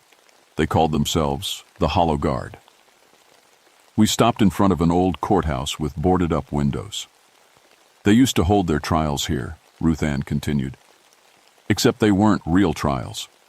If someone was accused of a crime, especially if they were black or from outside town, the guard would drag them out to the hanging tree." "Hanging tree?" She pointed toward the woods at the edge of town. Through the mist, I could just make out a massive oak tree standing alone in a clearing. Even from a distance, it looked wrong. Too big, too dark, like a shadow against the gray sky. "Dozens of people died there," Ruth Ann said quietly. "Maybe more. The records were destroyed in a fire back in '52. Convenient accident, if you ask me." We walked toward the tree, and the temperature seemed to drop with every step. The mist got thicker, swirling around our legs like cold water. When we reached the clearing, I could see deep grooves in the oak's massive trunk, rope marks worn into the bark by years of hangings. "This is where they did it," Ruth Ann said. "Right here." I was taking pictures with my camera when I heard it. A creaking sound, like rope stretching under weight. But there was no rope in the tree, and no wind to move it. Ruth Ann grabbed my arm. "We need to go. Now!" As we hurried back toward town, I kept looking over my shoulder. The mist behind us was moving strangely, forming shapes that looked almost human. But every time I stopped to get a better look, there was nothing there. That evening, I checked into the only motel in town, a rundown place called the Mountain View Inn. The desk clerk, an old man with yellowed teeth, seemed nervous when I signed the register. You hear about the missing folks? He asked. What do you know about missing folks? He looked around to make sure no one was listening. People been disappearing from these parts for years. Usually outsiders, people who ask too many questions. He leaned closer. They say the mountain don't like strangers. I was tired and wanted to dismiss his words as small-town superstition. But that night, lying in the creaky motel bed, I kept thinking about the hanging tree and that creaking sound. Around 3 a.m, I woke up to the sound of my room door opening. I reached for my gun, but my hand was shaking. The room had gotten ice cold, so cold I could see my breath. A figure stood in the doorway, barely visible in the darkness. It was tall and thin, wearing what looked like old clothes from decades ago. Its head was tilted at an unnatural angle, like a broken neck. "Who are you?" I whispered, but got no answer. The figure just stood there, swaying slightly, like it was hanging from an invisible rope. I fumbled for the light switch, and when the room lit up, the figure was gone. The door was closed and locked, just like I'd left it. But the room was still freezing cold, and there was a smell in the air, something like wet rope and old wood. I didn't sleep the rest of that night. The next morning, I called Ruth Ann and asked her to meet me at the diner for breakfast. She looked tired too, like she hadn't slept well either. "You saw something last night, didn't you?" she asked before I could say anything. "How did you know?" "Because I've been seeing them my whole life. The mist walkers, that's what my grandmother called them." She stirred her coffee with shaking hands. "They're the spirits of the people who were hanged. They come back when the mist is thick, looking for justice." "Ruth Ann, I don't believe in ghosts." "You will," she said grimly. "Because they're not done. Every few years, people disappear. Always outsiders, always people who get too close to the truth. The town council knows, but they keep it quiet. Tourism is the only thing keeping this place alive." I was about to argue with her when my phone rang. It was my captain back in Atlanta. "Frank, we found one of your missing persons. Marcus Williams. Hikers discovered his body this morning, hanging from a bridge about 10 miles south of where you are." My blood went cold. Hanging? Was it suicide? That's the weird part. There was a suicide note, but the handwriting doesn't match. And Frank, the coroner says he's been dead for weeks, but the body looks like he died yesterday. No decay, no animal damage. It's like something preserved him. I hung up and looked at Ruth Ann. She was staring at me with those sharp green eyes. "It's starting again," she whispered. "The mistwalkers are hunting." Ruth Ann drove me to where they found Marcus Williams. The bridge was old and narrow, spanning a deep ravine filled with thick fog. Yellow police tape fluttered in the breeze, and I could see the broken branch where the rope had been tied. "The state police took the body," Ruth Ann said, "but they left this." She handed me a plastic evidence bag containing a piece of paper. The suicide note was written in neat handwriting. "I can't live with what my family did. The ghosts won't let me rest." "Marcus Williams was from Atlanta," I said. "His family never lived here." "That's what makes this so strange," Ruth Ann replied. "Unless..." She pulled out a small notebook and started flipping through pages. "I've been keeping track of the disappearances, trying to find a pattern. Look at this." She showed me a family tree she'd drawn, connecting names and dates. Marcus Williams' great-grandfather was named William Marcus. He lived here in the 1930s. He was one of the Hollow Guard. My hands started shaking as I stared at the paper. "You're saying the spirits are hunting down descendants of the men who killed them?" "It's the only thing that makes sense. Sarah Chen's great-uncle ran the general store back then. He helped the Guard by identifying strangers who came to town. Tom Bradley's grandfather was the local judge who looked the other way. They're all connected." That afternoon, we drove to the town cemetery. Most of the graves were old and weathered, but in the back corner, we found something that made my stomach turn. A section of unmarked graves, dozens of them, all from the same time period, the 1920s and 1930s. "These are the victims," Ruth Ann said quietly, "buried without names, without markers. My grandmother told me stories about them. Good people, mostly. Men accused of theft or violence, but never given a real trial. As we walked between the graves, the mist started rolling in again. It came fast, too fast, like a living thing creeping across the ground. The temperature dropped, and I heard that creaking sound again, rope stretching under weight. "We need to leave," Ruth Ann said urgently. But it was too late. Shapes were forming in the mist around us. Tall, thin figures with their heads tilted at wrong angles. They moved without making a sound, gliding between the tombstones like they were floating. I drew my gun, but Ruth Ann grabbed my arm.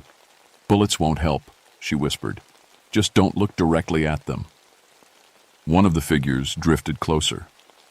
I could see it more clearly now. A black man in overalls from the 1930s, his neck twisted at an impossible angle. His mouth was open like he was trying to speak, but no sound came out. Then I heard it. Not words, but thoughts, somehow planted directly in my mind. Justice, must, have, justice. More figures appeared, surrounding us.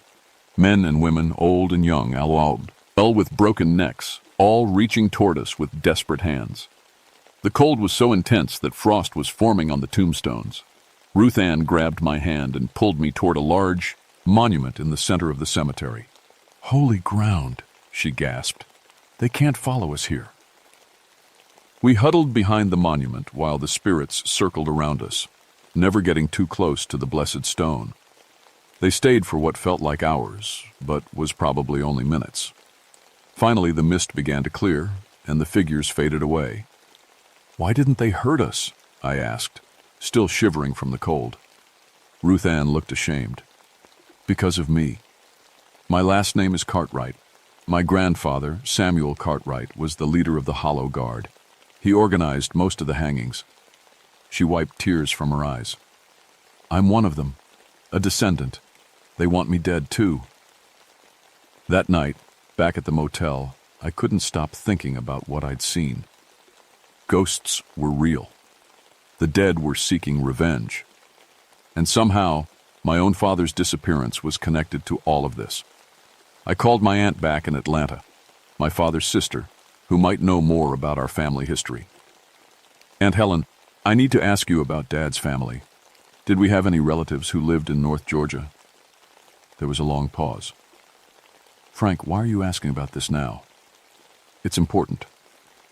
Another pause. Then she sighed. "Your great-great-grandfather, Franklin Morrison, you were named after him. He moved to Georgia in the 1920s and became a sheriff up in the mountains. I always heard there was some kind of scandal, but the family never talked about it." My blood turned to ice. "What kind of scandal?" "I don't know the details. Something about people dying and your great-great-grandfather being involved.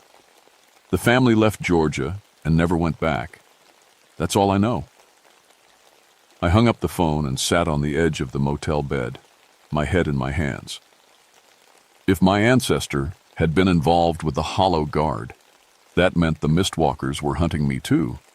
No wonder I'd felt drawn to investigate the disappearances. It wasn't just professional curiosity. It was personal. The spirits had been calling me here, just like they'd called the others. I was next on their list. The next morning, I found Ruth Ann at the sheriff's office. She was packing files into boxes, her hands shaking. "I'm leaving," she said without looking at me. "Tonight. I should have left years ago. Running won't help. They found Marcus Williams in Atlanta. Distance doesn't matter." She slammed a file drawer shut. "Then what do you suggest? Wait here for them to hang us both?" I'd been thinking about that all night. We give them what they want, justice. We expose the truth about what happened here. The town council will never allow it. They've been covering this up for 50 years. Tourism is all we have left. Then we go around them. I still have contacts in Atlanta media. We get the story out, force an official investigation." Ruth Ann shook her head. "You don't understand how deep this goes. Half the families in town are descendants of either the Guard members or their victims. It's not just about tourism. It's about survival." That's when Sheriff Powell walked in. He was a big man in his 60s with cold gray eyes that reminded me of a snake. "Detective Morrison," he said in a voice like gravel. "I hear you've been stirring up trouble. Just investigating some missing persons. Well, your investigation ends now. You're leaving town today, or we'll arrest you for trespassing." I stood up. "On what grounds?" Powell smiled, but there was no warmth in it. "This is a small town, detective. We don't need grounds." That evening I was packing my things at the motel when someone knocked on my door. It was Ruth Ann, carrying a large leather journal. "I've been thinking about what you said," she whispered, looking over her shoulder. "About justice. Maybe you're right." She handed me the journal. This belonged to my grandfather. I found it in our attic years ago. It's his record of the hangings, names, dates, reasons, everything the town has been trying to hide. I opened the journal and saw page after page of careful handwriting, names of victims, descriptions of their alleged crimes, details of their executions. It was a complete record of murder, written in the neat hand of a man who thought he was doing God's work. "There's something else," Ruth Ann said. "About your father. His name is in there." She flipped to a page near the back. There, in Samuel Cartwright's careful script, was an entry dated October 15th, 1951. "James Morrison came asking questions about the old days, said he was investigating disappearances for some newspaper up north. Had to be stopped. Franklin Morrison's blood, but gone soft. Took care of him at the hanging tree. Made it look like a hunting accident." My vision blurred. After all these years, I finally knew what had happened to my father. He'd been murdered for trying to expose the same truth I was uncovering now. "I'm sorry, Frank," Ruth Ann said softly. I closed the journal, my hands shaking with rage. "We're ending this tonight." "What do you mean?" "We're going to the hanging tree. We're going to face them directly and give them what they want. The truth and justice for what was done." Ruth Ann backed toward the door. "That's suicide. The tree is where they're strongest." "Maybe, but it's also where this has to end." As night fell, we drove to the edge of town and parked near the woods. The mist was already gathering, thicker than I'd ever seen it. We walked through the trees toward the clearing, following the beam of my flashlight. The hanging tree loomed ahead of us, massive and twisted against the dark sky. As we got closer, the mist began to swirl, forming shapes, dozens of them, more than I'd ever seen before. They surrounded us in a circle, their broken necks and reaching hands visible in the ghostly light. The cold was so intense that our breath came out in white puffs. I held up the journal. "I know what happened to her." "Hey," I called out. "I know your names, how you died, who killed you. I'm here to make it right." The spirits pressed closer, their mouths moving silently. Then I heard their voices in my mind, all speaking at once. "Justice, truth, remember us." "I will," I promised. "The world will know what was done to you." But then another voice cut through the chorus. A living voice, full of anger. "Drop the journal, detective." Sheriff Powell stepped out of the mist, pointing a shotgun at my chest. Behind him were 3 other men, all carrying weapons. "You should have left when I told you to," Powell said. "Now we'll have to clean up this mess the old-fashioned way."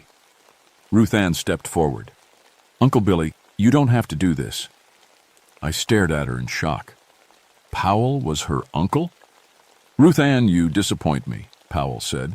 "Your grandfather would be ashamed. The family business has always been protecting this town." "The family business is murder," she shot back. Powell raised the shotgun. "Same as it ever was." That's when the mist walkers struck. They came from all sides at once, their ghostly forms suddenly solid as ice. Powell's men screamed as invisible ropes tightened around their necks, lifting them off the ground. Powell himself fired his shotgun, but the bullets passed harmlessly through the spirits. I grabbed Ruth Ann's hand and ran toward the tree. Behind us, I could hear the men choking and gasping as the spirits enacted their revenge. When we reached the massive oak, I pressed the journal against its scarred trunk. "I promise you," I shouted to the spirits, "everyone will know the truth. Your names will be remembered." The mistwalkers stopped their attack and turned toward me. For a moment there was perfect silence. Then, one by one, they began to fade, not disappearing, but becoming peaceful, their twisted faces finally at rest. 3 months later, I was sitting in my Atlanta apartment, reading the newspaper. The headline read, "Georgetown's Dark Secret Exposed. Decades of cover-up revealed in historic lynching case." The article told the whole story: the Hollow Guard, the illegal hangings, the cover-up that lasted 50 years. Samuel Cartwright's journal had provided all the evidence needed for a full federal investigation. Gallows Hollow was in chaos. The mayor had resigned, half the town council was under investigation, and Sheriff Powell was in jail awaiting trial for murder. The descendants of the Hollow Guard were finally facing justice. But more importantly, the victims were finally being remembered. Each person named in the journal was getting a proper memorial, their stories told, their families notified. The unmarked graves in the cemetery now had headstones with names and dates. Ruth Ann had moved to Atlanta and was working as a victim's advocate. She stopped by my apartment sometimes, and we'd talk about what we'd been through. Neither of us liked to go into details about the supernatural parts. It was easier to focus on the human evil we'd exposed. The Mistwalkers hadn't been seen since that night at the hanging tree. According to the few remaining residents of Gallows Hollow, the mountain mist was different now, lighter, more natural. Whatever had been holding those spirits to the earth was finally broken. I'd retired from the police force and was thinking about writing a book about the whole experience. There were parts I'd probably leave out. The parts about ghosts and supernatural revenge. People wouldn't believe those anyway. But sometimes on foggy nights in Atlanta, I'd look out my window and see shapes in the mist. Not threatening shapes, peaceful ones, like people finally able to rest. My father's body was never found, but I knew the truth now. He'd died trying to expose the same evil that had nearly killed me. In a way, we'd finished his work together. The hanging tree still stands in Gallows Hollow, but it's different now. The town has turned it into a memorial with plaque, listing all the victims' names. Visitors come to pay their respects and learn about the history. I went back once, a year later, just to see how the place had changed. The tree looked smaller somehow, less threatening. Just an old oak tree where terrible things had happened, but where justice had finally been served. As I stood in the clearing, I felt a presence beside me. Not frightening, but comforting. Like someone was standing with me, grateful for what had been done. I left Gallows Hollow that day knowing I'd never have to go back. The dead were finally at peace, and the living were finally telling the truth. But I kept Samuel Cartwright's journal locked in a safe in my apartment. Evidence of what happens when good people do nothing, and what it costs to make things right.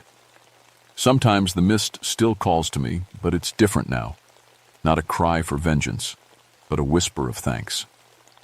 The Mistwalkers are gone, but they're not forgotten, and that, I think, was all they ever wanted.